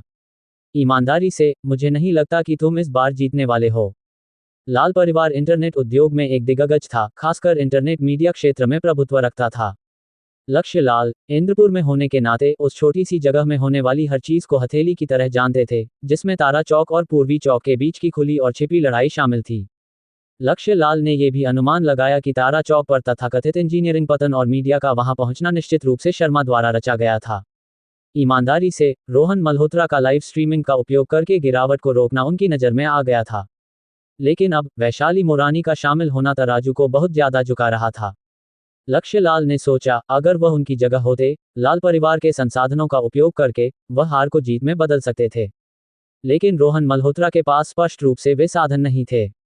रोहन मल्होत्रा की जगह पर खुद को रखकर लक्ष्य लाल का निष्कर्ष था, रोहन मल्होत्रा के पास कोई विकल्प नहीं था। वह मेरी तरह है, बहुत प्रतिस्पर्धी और निश्चित रूप से हार मानने को तैयार नहीं। इस बार मुझे बुलाकर क्या वह मेरी मदद मांग रहा है? लक्ष्य लाल ने रोहन मल्होत्रा को मुस्कान के साथ देखा, यह महसूस करते हुए कि उसका अनुमान सही था। रोहन मल्होत्रा, वह संबंध बनाना चाहता था, लेकिन वह एक दशक में एक बार का वादा अंततः एक बेड़ी थी। लाल परिवार इसे नहीं चाहता था। जीत सकते हो या नहीं, अंत होने से पहले कौन निश्चित रूप से कह सकता है? रोहन मल्होत्रा ने लक्ष्य लाल की ओर मुस्कुराते हुए कहा, देखो, लाल परिवार के बड़े युवा मास्टर को यहाँ बुलाकर क्या यह मेरी तरफ एक बड़ा अतिरिक्त वजन नहीं देता? वह वाकई मेरी मदद की जरूरत है। लक्ष्य लाल हंसे। रोहन मल्होत्रा, चूंकि तुमने ऐसा कहा, ठीक है, मैं तुम्हारी मदद करूंगा, लेकिन इसके लिए तुम्हें अपना एक दशक में एक बार का वादा देना होगा। क्या तुम सहमत हो? अगर तुम हाँ कहते हो तो मैं कोई कसर नहीं छोड़ूंगा ताकि तुम जीत सको। अगर तुम सहमत नहीं होते तो मुझे खेद है। आखिरकार हम वैशाली मोरानी की बात कर रहे हैं। लक्ष्य लाल ने सांस छोड़ी। तुम कभी कल्पना नहीं कर सकते कि उनकी ताकत कितनी बड़ी है। क्या ऐसा है? रोहन मल्होत्रा चुपचाप मुस्कुराए। वह कितनी ताकतवर हो सकती है? मैं वही हूं जिसने उनकी जान बचाई थी और वह मेरी मदद करने के लिए अपनी कॉन्सर्ट छोड़ने को तैयार है। क्या तुम्हें इसके बारे में पता है? रोहन मल्होत्रा ने अपने चेहरे को हाथ से खरोंचा। उनका व्यवहार आलसी था। इस रवैये ने लक्ष्य लाल को निराश किया लेकिन साथ ही हंसाया। क्या तुम सहमत हो या नहीं? लक्ष्य लाल ने पूछा। तार्किक रूप से रोहन मल्होत्रा का सहमत होना संभावना नहीं थी। लक्ष्य लाल बस उन्हें थोड़ा दबाना चाहता था, फिर जितना हो सके मदद करना। लक्ष्य, क्या तुम्हें लगता है कि मैं तुमसे मदद मांगने आया हूं? रोहन मल्होत्रा हंसे। तुम गलत हो। इस बार मैं तुमसे एक साझेदारी की बात करने आया हूं। अध्याय 186। सभी खुश हैं। ओह! लक्ष्य लाल की पलक रुचि के साथ सिकुड़ी। उनके चेहरे पर हल्की हंसी के साथ रोहन मल्होत्रा को देखते हुए, तुमने कहा कि तुम मुझसे सहयोग करना चाहते हो। ठीक है, मुझे ये सुनना होगा, तुम हमारे सहयोग के लिए क्या ला रहे हो, और हम वास्तव में किस चीज पर सहयोग करेंगे। अगर यह कोई और होता, लक्ष्य लाल के सामने, तो निश्चित रूप से उसका मजाक उड़ाया जाता और उसे भगा दिया जाता। अगर बाहरी लोग रोहन मल्होत्रा की बात सुनते तो वे निश्चित रूप से हंसते हंसते लोटपोट हो जाते। लक्ष्य लाल कौन है? श्रीलाल का बड़ा बेटा, नवमेघ का भविष्य का नेतृत्व करता, इंटरनेट उद्योग के भविष्य के प्रभुत्वकर्ताओं में से एक। क्या उसे किसी अज्ञात व्यक्ति के साथ, जिसके पास कोई पृष्ठभूमि नहीं है, सहयोग की बात करने की जरूरत है? रोहन मल्होत्रा की बातें थोड़ी भव्य लग रही थीं, लेकिन लक्ष्य लाल ने इसे पूरी तरह से हल्के में नहीं लिया। रोहन मल्होत्रा, वह एक ऐसा व्यक्ति है जो काम करवाता है और हमेशा आपको आश्चर्यचकित करता है। लक्ष्य लाल इस प्रकार के व्यक्ति को अच्छी तरह जानता है, या कहें, उन प्रकार के लोगों को, क्योंकि लक्ष्य लाल खुद को रोहन मल्होत्रा जैसा ही व्यक्ति मानता है।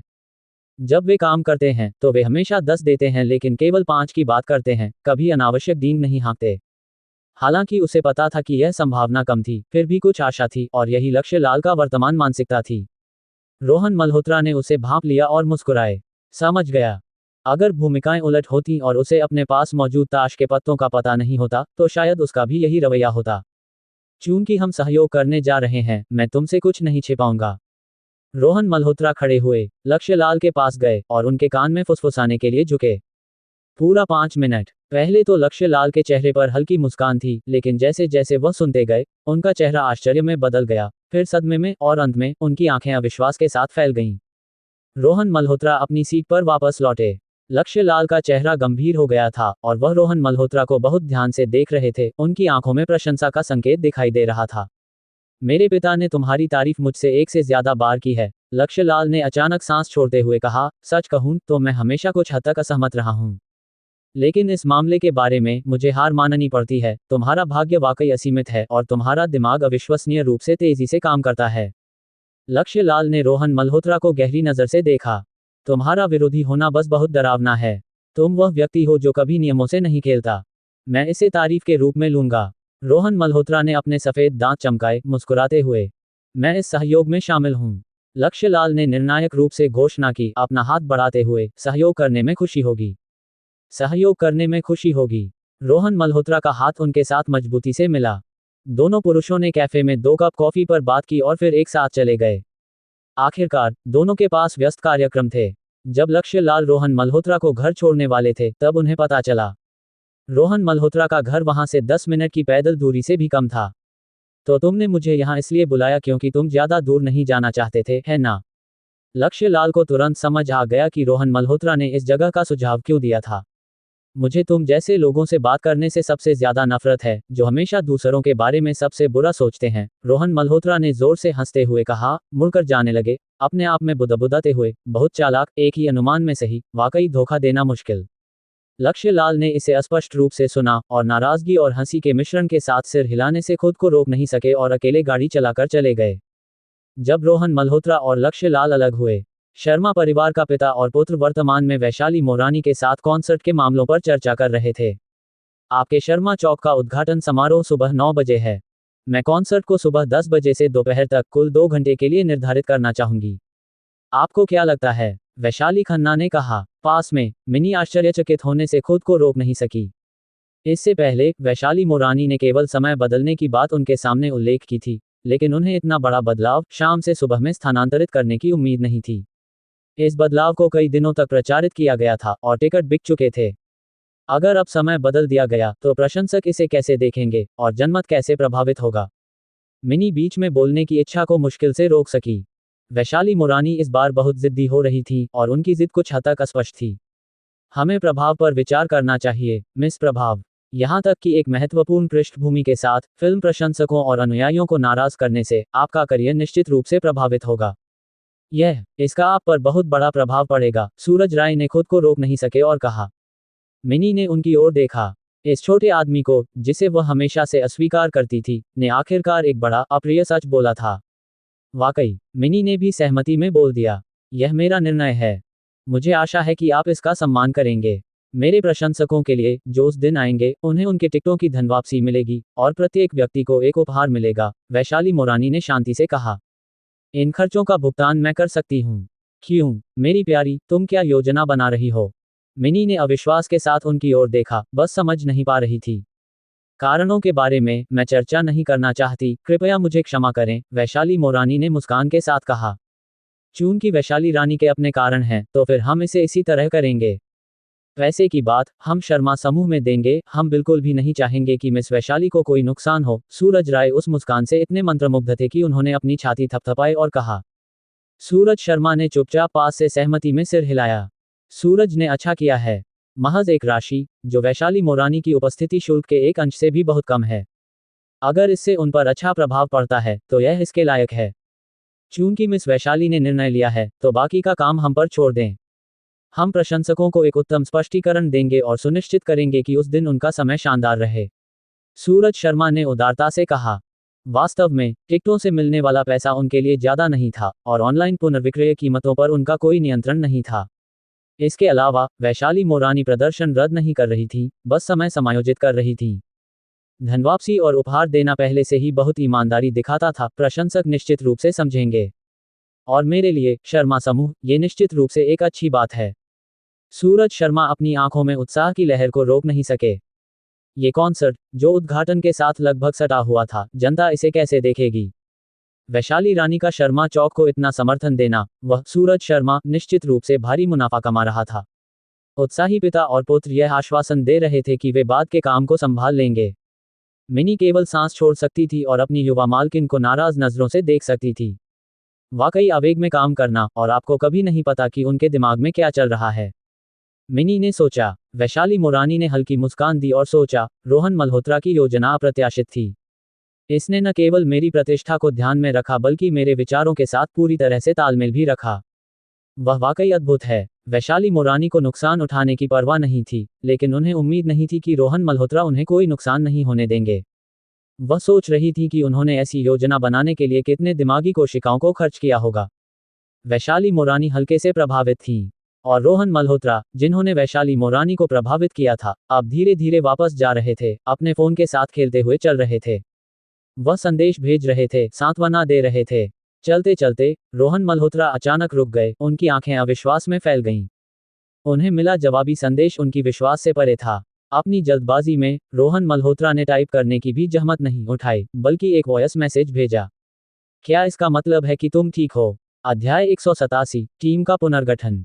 तारा चौक के उद्घाटन में बस 2 दिन बाकी थे। रोहन मल्होत्रा वापस आ गए हैं।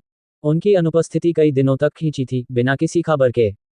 परियोजना के आसपास अफवाहें पहले ही शुरू हो चुकी थीं, जिसमें फुसफुसाहट थी कि रोहन मल्होत्रा भाग गए हैं। शुरुआत में, बहुत कम लोगों ने इन अफवाहों पर विश्वास किया था, लेकिन तथ्यों के आलोक में उन्हें खारिज करना मुश्किल था। अब केवल चंद्रदयाल, चेतन, विकास और कुछ अन्य ही यह विश्वास बनाए हुए थे कि रोहन मल्होत्रा वापस आएंगे।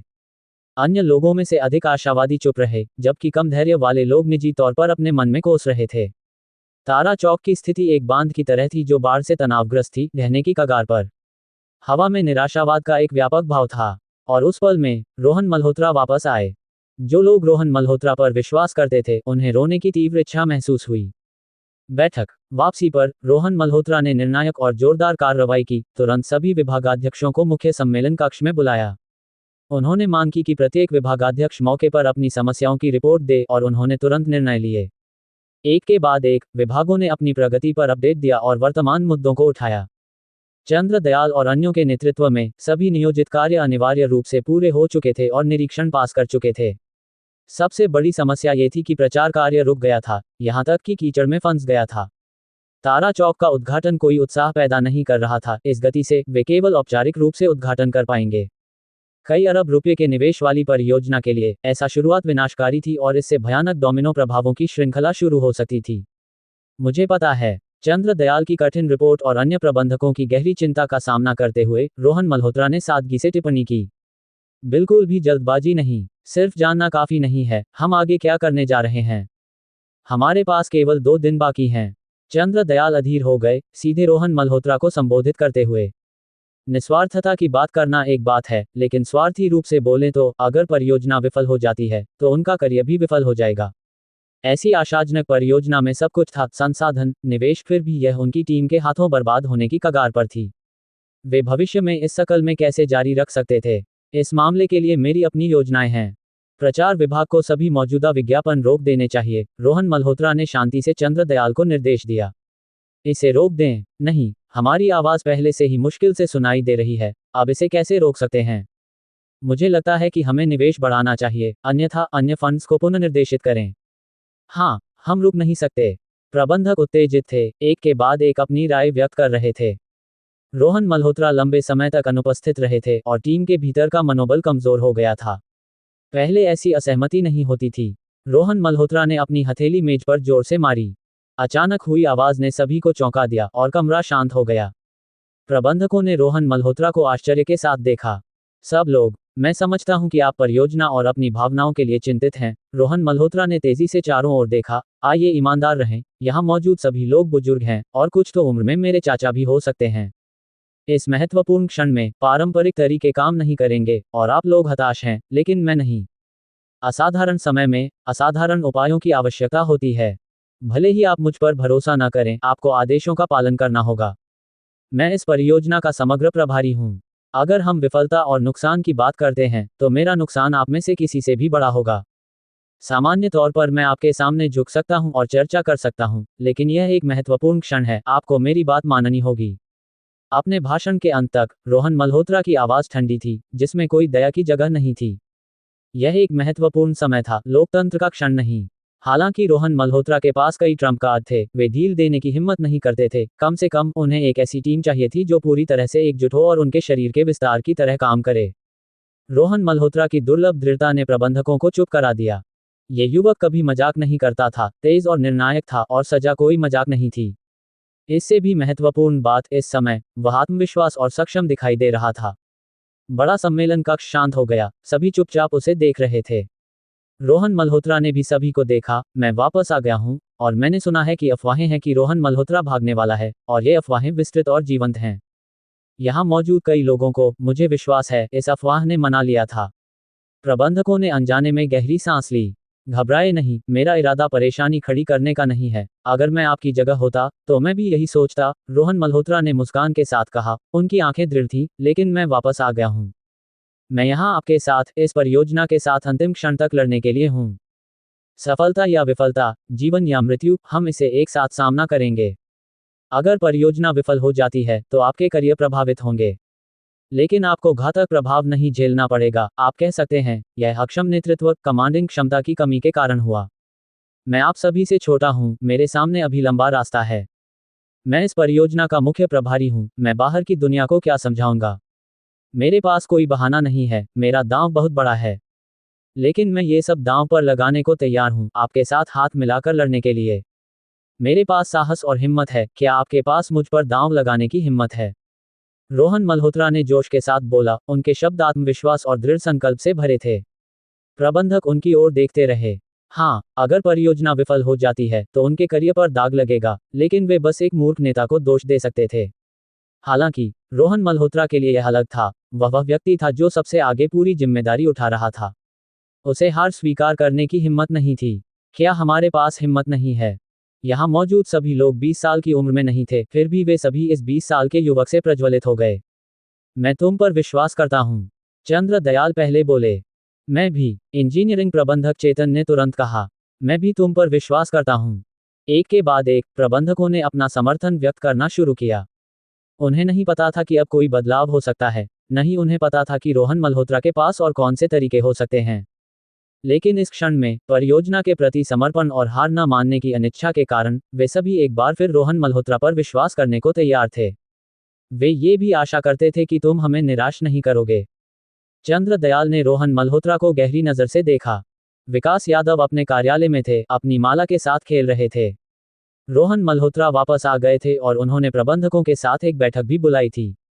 जैसे ही यह खबर फैली, सहायक कियानी, जो हाल ही में परियोजना स्थल पर बार बार आ रहे थे, ने इसे सुना और जल्दी से रिपोर्ट करने आए। मैंने वाकई सोचा था कि वह भाग गए हैं, विकास यादव ने तिरस्कार भरी हंसी के साथ कहा, अपना फोन उठाकर एक संदेश भेजा।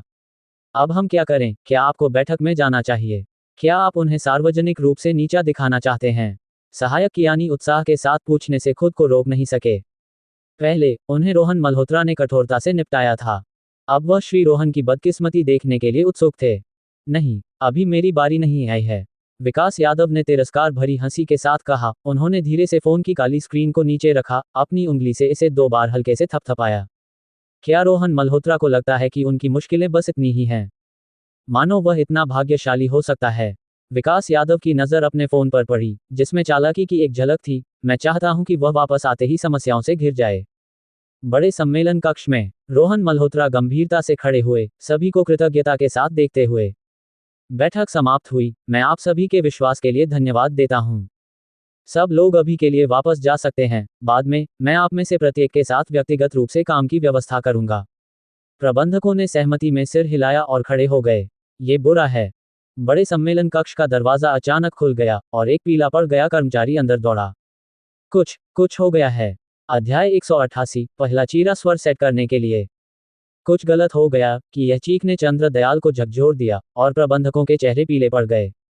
ये वो आखिरी शब्द थे जो वे सुनना चाहते थे।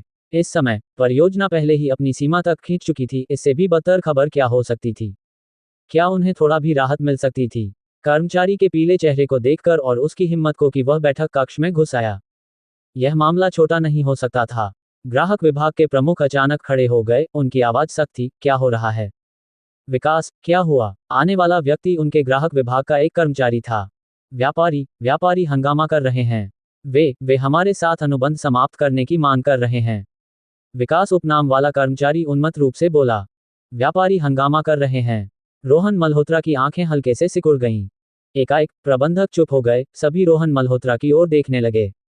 कुछ ही क्षण पहले ग्राहक विभाग के प्रमुख ने इस मुद्दे को उठाया था। वे वर्तमान में व्यापारी मामलों के प्रभारी थे और रोहन मल्होत्रा की अनुपस्थिति के दौरान पहले ही एक हंगामा हो चुका था। उनका तर्क था कि परियोजना का प्रभाव उनकी दुकान के ब्रांड छवियों के साथ संरेखित नहीं था। स्पष्ट रूप से कहें तो उन्हें विश्वास था कि तारा चौक का उद्घाटन उनके ब्रांड्स के अनुरूप पर्याप्त प्रसिद्ध नहीं होगा। क्या अनुबंध में वाकई ऐसा कोई खंड है? जब ग्राहक विभाग के प्रमुख ने पहले इसका उल्लेख किया था, रोहन मल्होत्रा हैरान रह गए थे और उन्होंने एक प्रति की समीक्षा करने के लिए मांगी थी। एक अस्पष्ट कोने में एक वाक्य था, ये परियोजना वादा करती है कि आधिकारिक रूप से व्यवसाय शुरू होने पर परियोजना की प्रतिष्ठा स्तर मानक तक पहुंचेगा। वास्तव में अनुबंध में ऐसा एक विचित्र खंड था। चाहे किसी भी कारण से इसे शामिल किया गया हो, अब जब ये हस्ताक्षरित हो चुका था, उन्हें इसका सम्मान करना था। इस दृष्टिकोण से व्यापारियों की शिकायत वास्तव में उचित थी। चलो देखने चलते हैं, रोहन मल्होत्रा ने इशारा किया। ग्राहक विभाग का कर्मचारी जल्दी से रास्ता दिखाने लगा।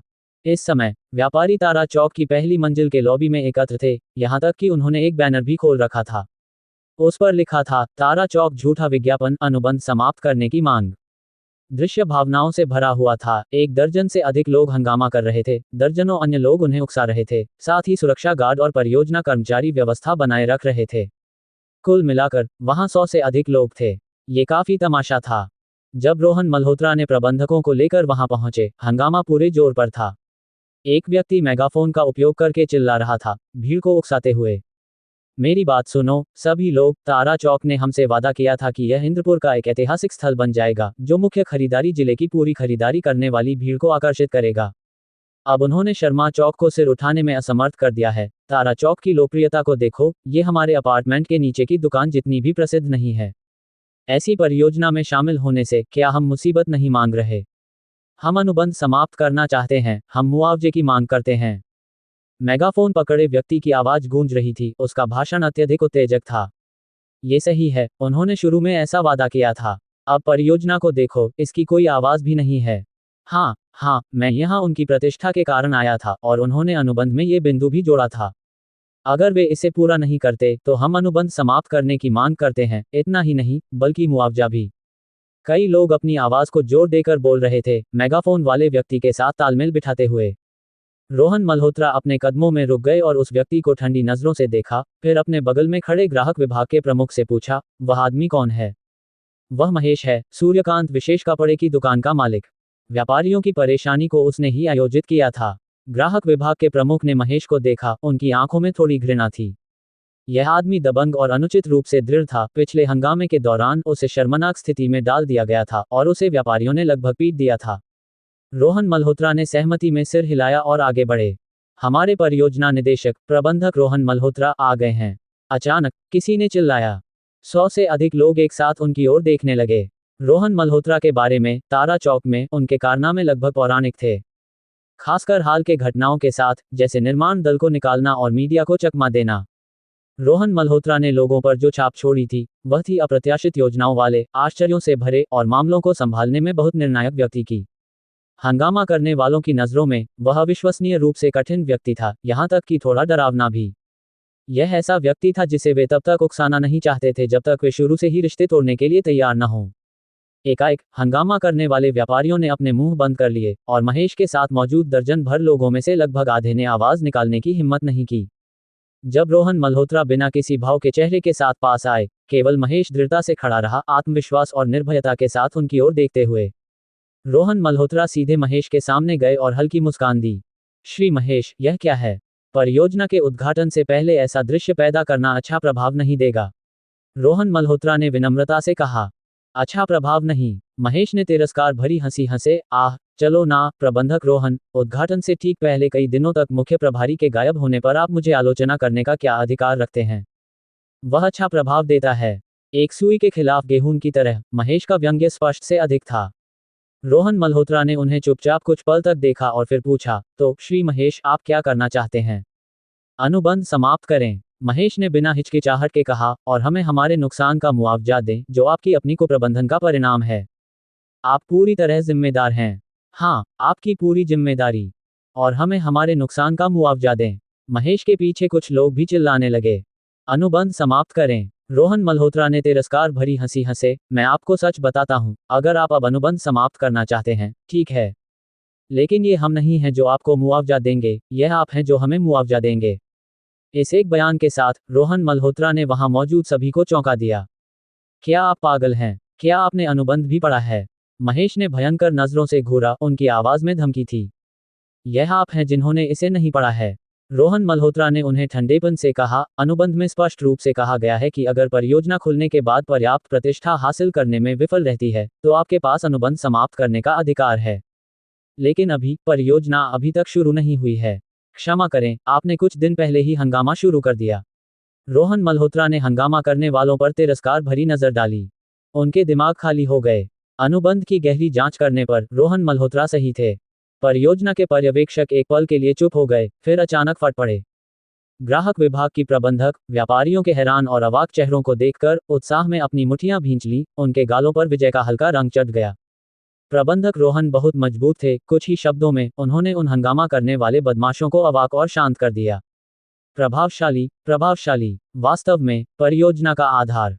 आप, अच्छा किया। महेश एक पल के लिए स्तब्ध रह गए, फिर अपनी आपा वापस पाते हुए रोहन मल्होत्रा की ओर अंगूठा उठाया और तिरस्कार भरी हंसी के साथ कहा, प्रभावशाली, वास्तव में परियोजना के मुख्य प्रभारी होने के योग्य। वाकई कुशल। ठीक है, तो हम आपके उद्घाटन के दिन तक इंतजार करेंगे। चलो, महेश ने आदेशात्मक रूप से इशारा किया। क्या मैंने कहा कि आप जा सकते हैं? रोहन मल्होत्रा का चेहरा गंभीर हो गया क्योंकि उन्होंने उसे रोकने के लिए कदम बढ़ाया। रोहन मल्होत्रा के लिए हंगामा करने की हिम्मत और फिर बच निकलने की उम्मीद। ऐसी कोई किस्मत नहीं। आज अगर आप हंगामा करने की अगुवाई करने की हिम्मत करते हैं, तो जाने की सोच भी न करें। आज रोहन मल्होत्रा का इरादा अनुशासन लागू करने और स्थिति का उदाहरण बनाने का था, एक को मारकर 100 को चेतावनी। अध्याय 189, सब बेकार है। आपका मतलब क्या है? महेश ने घूरते हुए रोहन मल्होत्रा से पूछा। उन्हें लगा कि भले ही वह अनुचित थे, वे सिर्फ हंगामा करने वालों में से एक थे। क्या कानून भीड़ को नजरअंदाज नहीं करता? क्या रोहन मल्होत्रा वाकई सार्वजनिक रूप से उनका प्रतिशोध लेने की हिम्मत करेंगे? अगर ऐसा है तो उन्हें एक और दृश्य बनाने का मौका मिलेगा ताकि व्यापारियों को पता चले कि शरद ऋतु की फसल के बाद उन्हें भी निपटाया जा सकता है। भावनाओं को भड़काना महेश की खासियत थी। मैं बाकी सभी को छोड़ सकता हूँ। रोहन मल्होत्रा ने हर शब्द पर जोर देते हुए कहा। उनकी नज़र व्यापारियों के चेहरों पर सरक रही थी। उद्घाटन के बाद, फिर यह आप पर निर्भर है कि आप रहना चाहते हैं या जाना चाहते हैं, और अगर आपको मुआवजा चाहिए तो बेझिझक मुझसे मिलें। ये रोहन मल्होत्रा का वादा था और उनके पीछे व्यापारियों को देख रहे पर्यवेक्षकों ने एक साथ सहमति में सिर हिलाया, सहमति का संकेत देते हुए। व्यापारियों ने रोहन मल्होत्रा के बारे में अफवाहें सुनकर और इतने सारे पर्यवेक्षकों को एक समान रुख लेते देख विश्वास करने के लिए मजबूर हो गए। हालांकि आप बाकियों से अलग हैं। रोहन मल्होत्रा की नज़र महेश के चेहरे पर टिकी। उनके होठों पर ठंडी मुस्कान खेल रही थी। आप विरोध में शामिल होकर और अगुवाई करके, ये सब ठीक है। बस इतना है कि ये बैनर आप ही लाए थे, है ना? और मेगाफोन के जरिए बकवास चिल्लाने वाला भी आप ही थे, सही है। मुझे याद है कि एक खंड है जो व्यापारियों को बाध्य करता है, जैसे कि यह हमें बाध्य करता है। रोहन मल्होत्रा ने बिना हिचकिचाहट के विचार किया। ये कैसे था? ओह, यदि व्यापारी की व्यक्तिगत कार्रवाइयों से परियोजना की छवि को नुकसान पहुंचता है, तो परियोजना पक्ष को अनुबंध समाप्त करने और मुआवजे की मांग करने का अधिकार है। क्या मैं सही हूं? शांत चेहरे के साथ रोहन मल्होत्रा ने महेश से पूछा। ये कार्रवाइयां वे गिनती में आती हैं, है ना? महेश का रंग तुरंत बदल गया। रोहन मल्होत्रा वाकई उनके साथ निपटने जा रहे थे। लेकिन ऐसा करने से पहले रोहन मल्होत्रा ने वहां मौजूद सभी के सामने स्पष्ट कर दिया, नेताओं को निशाना बनाओ, अनुयायियों पर सवाल न उठाओ। इसका बाकी किसी से कोई लेना देना नहीं था। इसके अलावा रोहन मल्होत्रा ने वास्तव में संबंधित खंड ढूंढ लिया था। इस पल में परियोजना निष्पक्षता की पक्षधर बन गई। अगर आप अनुबंध का पालन करना चाहते हैं तो हम अनुबंध का पालन करेंगे। ये रोहन मल्होत्रा का स्पष्ट इरादा था। अचानक महेश के पीछे वाले लोग पीछे हटने लगे। उन्हें खुद को और परेशानी में डालने का कोई कारण नहीं दिखा, नहीं अब वे हंगामा करने की हिम्मत कर रहे थे। आखिरकार अगर वाकई अनुबंध के हिसाब से चला गया तो नुकसान उन्हें ही होगा। इसका असली पैसा खर्च होगा। अचानक महेश को एक पल में अलग थलग महसूस हुआ, और जैसे ही उन्होंने रोहन मल्होत्रा को आश्चर्य और गुस्से के मिश्रण के साथ देखा, उन्हें गहरी ठंडक महसूस हुई। ये युवक बहुत डरावना था। उसने निश्चित रूप से दस्तावेजों का गहन अध्ययन किया होगा, खंडों का उपयोग करने की योजना बनाई होगी। शायद पूरी परियोजना टीम ने इसे एक साथ अध्ययन किया था। महेश को विश्वास नहीं था कि रोहन मल्होत्रा, एक साधारण युवक, खंडों का इतना सटीक निशाना लगा सकता था। रोहन मल्होत्रा के पीछे पर्यवेक्षक उनकी आकृति को श्रद्धा के साथ देख रहे थे। वे जानते थे कि रोहन मल्होत्रा ने ये सब अकेले ढूंढ लिया था। उनमें से सबसे ज्यादा हैरान ग्राहक विभाग का प्रमुख था। बस पहले हुई बैठक में उन्होंने व्यापारियों द्वारा की गई परेशानी और शामिल खंडों का उल्लेख किया था। रोहन मल्होत्रा उस समय केवल उत्सुक थे। उन्होंने अनुबंध की एक प्रति मांगी थी और इसे बहुत जल्दबाजी में देखा था। अब उन्होंने अनुबंध के भीतर के खंडों का सटीक उपयोग करके महेश का मुकाबला किया। ऐसी आश्चर्यजनक स्मृति और उपयोग करने की क्षमता, क्या वह इंसान भी है? ग्राहक विभाग के प्रमुख ने रोहन मल्होत्रा को भय के साथ देखा। ये स्पष्ट रूप से एक राक्षस था। ऐसे राक्षस के नेतृत्व में शायद हमारी परियोजना वाकई वापसी कर सकती है। इस पल में ग्राहक विभाग के प्रबंधक के दिमाग में एक विचार अंकुरित हुआ, और हालांकि यह हास्यास्पद लग रहा था, ये वास्तव में जड़ पकड़ चुका था। न सिर्फ उनके, बल्कि अन्य पर्यवेक्षकों ने भी कुछ ऐसा ही महसूस किया। वह वाकई एक ऐसा युवक है जो हमेशा चमत्कार और असंभव बनाता है, और उसके साथ कोई नहीं जानता कि अगली सिरदर्दी वाली समस्या कितनी आसान हो जाएगी। चंद्रदयाल ने चुपके से आश्चर्य व्यक्त किया। महेश का रंग भयानक रूप से पीला पड़ गया। आप हमारा अनुबंध समाप्त करना चाहते हैं? महेश को अभी भी यकीन नहीं हो रहा था। रोहन मल्होत्रा ने सिर हिलाया और उन्हें ठंडी नजरों से देखा। सिर्फ अनुबंध समाप्त करना? काश यह इतना आसान होता। परियोजना को आपकी दुकान के लिए फिर से डिजाइन किया गया था। क्या आपको लगता है कि इसकी कोई कीमत नहीं है? हमने जो परियोजना की छवि मेहनत से स्थापित की है, क्या उसकी कोई कीमत नहीं है? तत्काल प्रभाव से महेश को मेरी परियोजना में प्रवेश करने से प्रतिबंधित किया जाता है। व्यवसाय शुरू होने के बाद हम अदालत में मुकदमा दायर करेंगे। मैं सुझाव देता हूं कि आप एक अच्छा वकील नियुक्त करें। रोहन मल्होत्रा ने महेश के कंधे पर थपथपाया और चले गए, जबकि महेश डर के साथ देख रहे थे। आप मेरे साथ ऐसा नहीं कर सकते। महेश चीखे, दूसरों की ओर मुड़कर। क्या आप में से कोई कुछ नहीं बोलेगा? अगर वह आज मेरे साथ ऐसा करने की हिम्मत करता है, तो कल वह आपके साथ भी ऐसा ही करेगा। व्यापारियों ने एक दूसरे की ओर देखा। मेरी बात सुनो, सभी लोग। चंद्रदयाल आगे आए, उनकी आवाज तेज थी। हमारे परियोजना के बड़े साहब ने बोल दिया है। आज का यह मामला आपसे कोई लेना देना नहीं है, ये पूरी तरह से महेश की अपनी करतूत है। अब वह आपको अपने साथ घसीटने की कोशिश कर रहा है। मूर्ख मत बनो। व्यापारी जल्दी से पीछे हट गए, महेश से दूरी बनाते हुए। महेश ने अपने कट्टर समर्थकों को ढूंढने के लिए चारों ओर देखा, जो बिना निशान छोड़े गायब हो चुके थे। महेश, कृपया अब हमारी परियोजना छोड़ दें और बाद में वकील का पत्र प्राप्त करने की प्रतीक्षा करें, चंद्रदयाल ने ठंडेपन से कहा, और एक इशारे के साथ सुरक्षा प्रमुख 2 गार्डों के साथ पास आए। गार्डों ने पहले महेश के हंगामे का सामना किया था और उनके प्रति घृणा और नाराजगी महसूस करते थे। अब जब बॉस ने बोल दिया था, वह अब ग्राहक नहीं था। गार्डों के चेहरों पर क्रूर मुस्कानें उभर आईं क्योंकि वे अपनी रबर की छड़ियों के साथ उत्साह में खेल रहे थे। वे चाहते थे कि महेश हंगामा करे, खासकर शारीरिक टकराव शुरू करे, ताकि वे अपना बदला ले सकें। उनके रवैये को देखकर महेश ने तुरंत हिम्मत खो दी। गार्डों की निराशा के लिए उन्हें आज्ञाकारी रूप से बाहर निकाला गया। व्यापारियों ने जटिल भावनाओं के साथ देखा जब महेश को ले जाया गया और रोहन मल्होत्रा चले गए। एक कुत्ते की तरह था जिसने अपना घर खो दिया था, और दूसरा आत्मविश्वास के साथ गूंजते कदमों के साथ चल रहा था। रोहन मल्होत्रा को छोड़कर किसी को भी न उकसाओ, और शैतान रोहन की अफवाहें तुरंत सभी ने मानी, इसे पवित्र सत्य के रूप में स्वीकार किया। कार्यालय में विकास यादव बेतरतीब ढंग से अपनी माला के साथ खेल रहे थे, खबर की प्रतीक्षा में। फोन जोर से बजा और जैसे ही उन्होंने कॉलर आईडी देखी, उनकी भौहें सिकुड़ गईं। महेश मुझे क्यों फोन कर रहा है? विकास यादव ने नाराजगी के साथ कहा, सहायक कियानी को दरवाजा बंद करने का इशारा करते हुए। हेलो, स्थिति क्या है? विकास यादव ने कॉल का जवाब हल्के स्वर में दिया। उन्हें महेश की क्षमताओं पर भरोसा था, उनके पास ऊपरी हाथ था और उन्होंने लोगों को अपनी ओर कर लिया था। अब तक उन्हें रोहन मल्होत्रा को कठिन समय देना चाहिए था। वह निश्चित रूप से अपनी जीत का जश्न मनाने और साझा करने के लिए फोन कर रहा होगा। विकास यादव ने तिरस्कार भरी हंसी हंसी। ये सूरज शर्मा थे जिन्होंने महेश को 5 साल के मुफ्त किराए की दुकान का वादा किया था, जिसने उस बूढ़े को इतना प्रेरित किया था।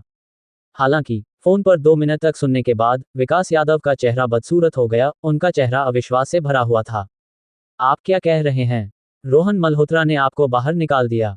विकास यादव हैरानी में खड़े हो गए, आपने इस छोटे समय में क्या किया? उन्होंने फोन पटक दिया। विकास यादव का चेहरा गुस्से से लाल हो गया। बेकार, सब बेकार। विकास यादव ने अपने गुस्से को रोक नहीं पाए, लगता है मुझे खुद ही मामला संभालना होगा। अध्याय 190, जो अपरिहार्य है उसे टाला नहीं जा सकता। व्यापारी समूह के हंगामे के मुद्दे को उचित रूप से संभाला, उपद्रवियों को निष्कासित किया और समूह की सहायक परियोजनाओं के हितों की रक्षा की। 2 अंक जोड़े जाएं। वर्तमान समग्र परियोजना प्रमुख के रूप में पूरी जिम्मेदारी लेते हुए अंक 2 गुने किए जाते हैं, 2 अंक और जोड़े, कुल मिलाकर 4 अंक। वर्तमान कुल स्कोर प्रबंधक स्तर के लिए 34 है, उप महाप्रबंधक स्तर से 66 अंक दूर। कार्यालय वापस जाते समय रोहन मल्होत्रा को रक्तकमल का मूल्यांकन प्राप्त हुआ, केवल 4 अंक। रोहन मल्होत्रा हल्के से हंसे और सिर हिलाया। ये कुछ हद तक समझ में आता था, आखिरकार इस मामले को संभालने में उनकी ओर से ज्यादा कौशल की आवश्यकता नहीं थी। उद्घाटन के दिन तक मैं शायद सीधे उप महाप्रबंधक स्तर तक पहुंच जाऊंगा। रोहन मल्होत्रा की आंखें चमक उठी, उनका दिल अपेक्षा से भरा हुआ था। वे अपने कार्यालय लौटे, बैठे और पूरी घटना पर विचार किया। उनके चेहरे पर अनजाने में ठंडी तिरस्कार भरी मुस्कान उभर आई। ऐसा लगता है कि अब मैं वापस आ गया हूं, उन्होंने फिर से अपना निशाना ढूंढ लिया है। अच्छा, बहुत अच्छा। वे वाकई सोचते हैं कि रोहन मल्होत्रा सिर्फ इसलिए कि मैं एक पल के लिए हट गया था, आसानी से धमकाया जा सकता है। मैं पहले से ही पूरी तरह तैयार हूं, भविष्य की कोई चिंता नहीं। अगर आप खेलना चाहते हैं तो मैं आपके साथ खेलूंगा। इसे मुख्य शो शुरू होने से पहले का एक एपेटाइजर मान लीजिए। अब से जो मेरी ओर हाथ बढ़ाएगा मैं उसका हाथ तोड़ दूंगा, और जो मेरी ओर पैर बढ़ाएगा मैं उसका पैर तोड़ दूंगा। रोहन मल्होत्रा लगभग सुनाई न देने वाली आवाज में बड़बड़ाए, उनकी आंखों और भौहों में एक भयंकर ठंडक झलक रही थी। विकास यादव, मुझे पता है कि आप परियोजना में हैं। इस बार आप अपना चेहरा भी नहीं दिखा रहे। ऐसा लगता है कि यह आपकी व्यवस्था है। मुझे नहीं पता कि चंद्र जैन को इसकी जानकारी है या नहीं, लेकिन आपका सूरज शर्मा के साथ कोई गुप्त सहयोग जरूर है। खैर, आप इसकी कीमत चुकाएंगे। रोहन मल्होत्रा अपने मन में सोच रहे थे। कार्यालय के दरवाजे पर 2 बार खटखटाहट हुई, फिर उसे धक्का देकर खोला गया क्योंकि चंद्रदयाल और ग्राहक विभाग की प्रबंधक एक के बाद एक जल्दी में अंदर आए। ग्राहक विभाग की प्रबंधक के हाथ में कागजों का एक ढेर था। क्या हो रहा है? रोहन मल्होत्रा ने उनकी परेशान भावनाओं को देखते हुए पूछा। प्रबंधक रोहन, इसे देखिए। ग्राहक विभाग की प्रबंधक ने कागजों का ढेर सौंप दिया। रोहन मल्होत्रा ने इसे लिया और शीर्षक पढ़कर चौंक गए, दुकान पट्टा समाप्ति आवेदन। उन्होंने दस्तावेजों को पलटा और उनमें 1 दर्जन से अधिक थे। यह मुझे उस समूह ने दिया था जिसने पहले हंगामा किया था, उन्होंने इसे पहले से ही तैयार कर रखा था। यहाँ तक कि महेश उपनाम वाले व्यक्ति ने भी एक तैयार किया था, लेकिन मैंने इसे नहीं लिया। मैंने उसे अदालत का इंतजार करने के लिए कहा। ग्राहक विभाग की प्रबंधक ने गुस्से में कहा। ऐसा लगता है कि वे शुरू से ही प्रक्रिया से गूवे। सिस्टम, गुजरने की प्रक्रिया पूरी कर रहा हूँ। मैं चैप्टर 190 को हिंदी में अनुवादित और भारतीयकृत कर रहा हूँ, बिना कहानी के प्लॉट, किरदारों की हरकतों या किसी भी लाइन में कोई बदलाव किए। मैं केवल नाम, स्थान और सांस्कृतिक तत्वों को भारतीय संदर्भ में बदल रहा हूँ, जैसा कि पिछले चैप्टर्स 23 से 189 में किया गया है। मैं ये सुनिश्चित करूंगा कि कहानी की हर लाइन बिना किसी बदलाव के मूल अंग्रेजी पाठ के साथ शब्दशः मेल खाए, और केवल नाम, स्थान और सांस्कृतिक तत्व बदले जाएं। मैं पिछले चैप्टर्स में बनाए गए मास्टर कन्वर्शन टेबल का उपयोग करूंगा ताकि निरंतरता बनी रहे। मार्कअप टेबल को अलग से प्रदान किया जाएगा।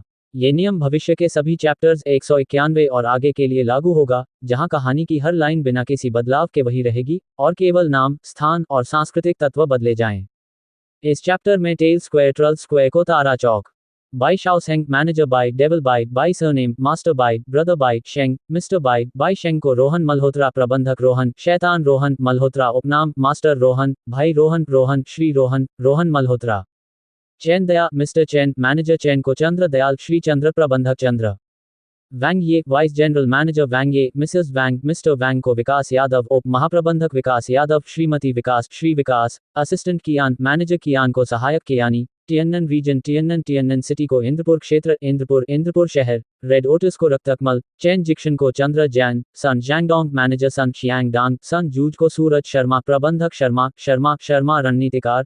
मिस्टर मा को महेश, श्री महेश। स्टुअर्ट को सूर्यकांत में बदला गया है। अध्याय 190, जो अपरिहार्य है, उसे टाला नहीं जा सकता। व्यापारी समूह के हंगामे के मुद्दे को उचित रूप से संभाला, उपद्रवियों को निष्कासित किया और समूह की सहायक परियोजनाओं के हितों की रक्षा की। 2 अंक जोड़े जाएं। वर्तमान समग्र परियोजना प्रमुख के रूप में पूरी जिम्मेदारी लेते हुए अंक 2 गुने किए जाते हैं। 2 अंक और जोड़े, कुल मिलाकर 4 अंक। वर्तमान कुल स्कोर प्रबंधक स्तर के लिए 34 है, उप महाप्रबंधक स्तर से 66 अंक दूर। कार्यालय वापस जाते समय रोहन मल्होत्रा को रक्तकमल का मूल्यांकन प्राप्त हुआ। केवल 4 अंक। रोहन मल्होत्रा हल्के से हंसे और सिर हिलाया। ये कुछ हद तक समझ में आता था। आखिरकार इस मामले को संभालने में उनकी ओर से ज्यादा कौशल की आवश्यकता नहीं थी। उद्घाटन के दिन तक मैं शायद सीधे उप महाप्रबंधक स्तर तक पहुंच जाऊंगा। रोहन मल्होत्रा की आंखें चमक उठी, उनका दिल अपेक्षा से भरा हुआ था। वे अपने कार्यालय लौटे, बैठे और पूरी घटना पर विचार किया। उनके चेहरे पर अनजाने में ठंडी तिरस्कार भरी मुस्कान उभर आई। ऐसा लगता है कि अब मैं वापस आ गया हूं, उन्होंने फिर से अपना निशाना ढूंढ लिया है। अच्छा, बहुत अच्छा। वे वाकई सोचते हैं कि रोहन मल्होत्रा, सिर्फ इसलिए कि मैं एक पल के लिए हट गया था, आसानी से धमकाया जा सकता है। मैं पहले से ही पूरी तरह तैयार हूं, भविष्य की कोई चिंता नहीं। अगर आप खेलना चाहते हैं तो मैं आपके साथ खेलूंगा। इसे मुख्य शो शुरू होने से पहले का एक एपेटाइजर मान लीजिए। अब से जो मेरी ओर हाथ बढ़ाएगा मैं उसका हाथ तोड़ दूंगा, और जो मेरी ओर पैर बढ़ाएगा मैं उसका पैर तोड़ दूंगा। रोहन मल्होत्रा लगभग सुनाई न देने वाली आवाज में बड़बड़ाए, उनकी आंखों और भौहों में एक भयंकर ठंडक झलक रही थी। विकास यादव, मुझे पता है कि आप परियोजना में हैं। इस बार आप अपना चेहरा भी नहीं दिखा रहे। ऐसा लगता है कि यह आपकी व्यवस्था है। मुझे नहीं पता कि चंद्र जैन को इसकी जानकारी है या नहीं, लेकिन आपका सूरज शर्मा के साथ कोई गुप्त सहयोग जरूर है। खैर, आप इसकी कीमत चुकाएंगे। रोहन मल्होत्रा अपने मन में सोच रहे थे। कार्यालय के दरवाजे पर 2 बार खटखटाहट हुई, फिर उसे धक्का देकर खोला गया क्योंकि चंद्र दयाल और ग्राहक विभाग की प्रबंधक एक के बाद एक जल्दी में अंदर आए। ग्राहक विभाग की प्रबंधक के हाथ में कागजों का एक ढेर था। क्या हो रहा है? रोहन मल्होत्रा ने उनकी परेशान भावनाओं को देखते हुए पूछा। प्रबंधक रोहन, इसे देखिए। ग्राहक विभाग की प्रबंधक ने कागजों का ढेर सौंप दिया। रोहन मल्होत्रा ने इसे लिया और शीर्षक पढ़कर चौंक गए, दुकान पट्टा समाप्ति आवेदन। उन्होंने दस्तावेजों को पलटा और उनमें 1 दर्जन से अधिक थे। यह मुझे उस समूह ने दिया था जिसने पहले हंगामा किया था, उन्होंने इसे पहले से ही तैयार कर रखा था।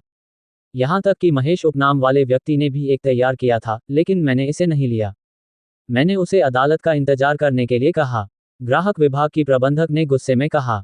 ऐसा लगता है कि वे शुरू से ही प्रक्रिया से गुजरने के लिए तैयार थे, और आज उन्होंने मेरे लिए, रोहन मल्होत्रा के लिए विशेष रूप से प्रदर्शन किया। अगर हम उद्घाटन के दिन अपेक्षित परिणाम प्राप्त नहीं करते, तो वे सामान समेटकर चले जाएंगे।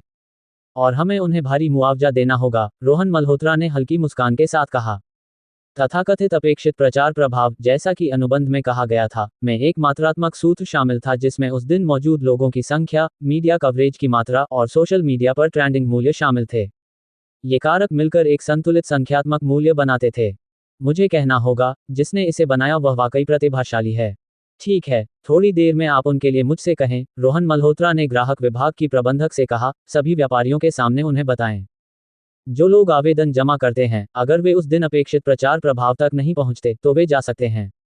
लेकिन अगर वे बाद में वापस आना चाहते हैं, तो उन्हें प्रत्येक दुकान के लिए एक अतिरिक्त वर्ष की विशेष संपत्ति प्रबंधन शुल्क देना होगा। रोहन मल्होत्रा ने कठोरता से बोला।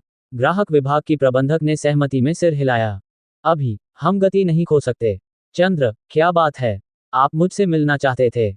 रोहन मल्होत्रा ने चंद्र दयाल के उदास चेहरे को देखते हुए पूछा। अभी सहायक कियानी ने मुझे पकड़ा और चाहते थे कि मैं आपको ढूंढूं और सभी को सूचित करूं, चंद्र दयाल ने चिंता के साथ कहा। उप महाप्रबंधक विकास यादव एक बैठक बुला रहे हैं। ग्राहक विभाग की प्रबंधक भी अनायास भौहें सिकोड़ लीं।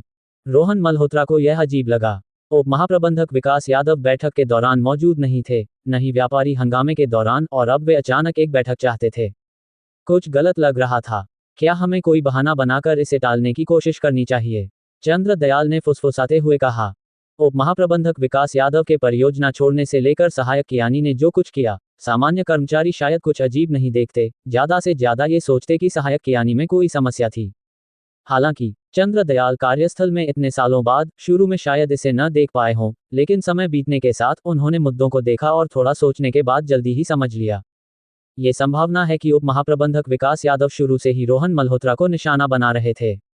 उन्हें परियोजना में पदोन्नति और वेतन वृद्धि दी गई थी, बाहरी तौर पर रोहन मल्होत्रा को एक अद्वितीय उच्च पद पर ले जाने के लिए। हालांकि वास्तव में यह उन्हें ठंड में छोड़ने के लिए था, शीर्ष पर अकेले खड़ा करने के लिए। परियोजना के समग्र प्रभारी के रूप में कुछ भी गलत होने पर पूरी जिम्मेदारी रोहन मल्होत्रा की होगी। क्या रोहन मल्होत्रा को इस बारे में पता था? रोहन मल्होत्रा आखिरकार एक ऐसा व्यक्ति था जो पूरे परियोजना को अकेले दबा सकता था। क्या वह व्यक्ति, जिसने सभी विभाग निदेशकों को बिना प्रत्यक्ष टकराव के समर्पण करवाया, इसे देख नहीं सकता था? चंद्र दयाल को विश्वास नहीं था। अब आखिरकार उप महाप्रबंधक विकास यादव के तलवार खींचने का समय आ गया था। रोहन मल्होत्रा निश्चित रूप से झुकेंगे नहीं। परियोजना के उद्घाटन से पहले, चाहे वे जीतें या हारें, ये तारा चौक की ताकत को नुकसान पहुंचाएगा। इसलिए मन ही मन चंद्र दयाल इस दृश्य को देखना नहीं चाहते थे। इसे टालने की जरूरत नहीं, जो आ रहा है उसे टाला नहीं जा सकता। रोहन मल्होत्रा ने मुस्कुराते हुए कहा। वे खड़े हुए और दरवाजे की ओर चले। सभी को इकट्ठा करें। चलो सम्मेलन कक्ष की ओर चलते हैं। अल्पविराम, एक और बैठक। जैसे ही खबर फैली, प्रबंधक सभी हैरान रह गए। जब उन्हें पता चला कि यह उप महाप्रबंधक विकास यादव द्वारा बुलाई गई बैठक थी, वे तुरंत आपस में बात करने लगे। उप महाप्रबंधक विकास यादव ने लंबे समय से परियोजना के बारे में पूछताछ नहीं की थी, है ना? उन्होंने अचानक बैठक बुलाने का फैसला क्यों किया? हाँ, अगर वे सभी का मनोबल बढ़ाना चाहते थे, तो उन्हें प्रबंधक रोहन द्वारा आयोजित बैठकों में दिखना चाहिए था। मुझे लगता है कि इसके पीछे कुछ और है। मुझे एक एहसास हो रहा है। प्रबंधकों को भी कुछ असामान्य महसूस हुआ। उनमें से कुछ चंद्र दयाल की तरह चिंतित थे, हालांकि वे कुछ खास चिंताओं को व्यक्त नहीं कर सकते थे। अनजान बनते हुए उन्होंने ये देखने का फैसला किया कि क्या हो रहा है। जब रोहन मल्होत्रा सम्मेलन कक्ष में पहुंचे, प्रबंधक पहले से ही अपनी सीटों पर बैठ चुके थे। विकास यादव मुख्य सीट पर बैठे थे और सहायक कियानी उनके बगल में रोहन मल्होत्रा की जगह ले रहे थे। दिलचस्प बात यह थी कि सम्मेलन कक्ष में रोहन मल्होत्रा के लिए छोड़ी गई सीट ठीक विकास यादव के सामने थी। चंद्र दयाल अनायास रोहन मल्होत्रा की ओर बेचैन से देखने लगे। वह सीट विशेष रूप से सहायक कियानी ने रोहन मल्होत्रा के लिए खाली छोड़ी थी। यह कोई बैठक नहीं थी, ये स्पष्ट रूप से एक मुकदमे की व्यवस्था थी। क्या विकास यादव रोहन मल्होत्रा का सामना करने वाले थे? कृपया इस समय उनका टकराव न हो। चंद्र दयाल मन ही मन प्रार्थना करने से खुद को रोक नहीं पाए। परियोजना को अब सबसे ज्यादा जरूरत एकता और ईमानदारी की थी। रोहन मल्होत्रा ने सीट की ओर देखा और मुस्कुराए। वे वहां गए, अधिकार के साथ अपनी जगह ली और शांति से अपनी आंखें उठाकर सामने बैठे विकास यादव की नजरों से मिले, बिना जरा भी डर के और बिना जरा भी सम्मान के। विकास यादव को रोहन मल्होत्रा का रवैया नजर नहीं आया। उनका चेहरा अपरिवर्तित रहा और उन्होंने सहायक कियानी को एक गुप्त इशारा किया। सहायक कियानी तुरंत खड़े हो गए। बैठक शुरू करते हैं। सहायक कियानी ने सभी की ओर कठोर नजरों से देखा। उनकी आंखें आखिरकार रोहन मल्होत्रा पर टिकी, तीखी और पैनी। इस बैठक का विषय परियोजना प्रबंधक रोहन मल्होत्रा की गलतियों पर चर्चा करना है। सहायक कियानी ने गंभीर स्वर में घोषणा की।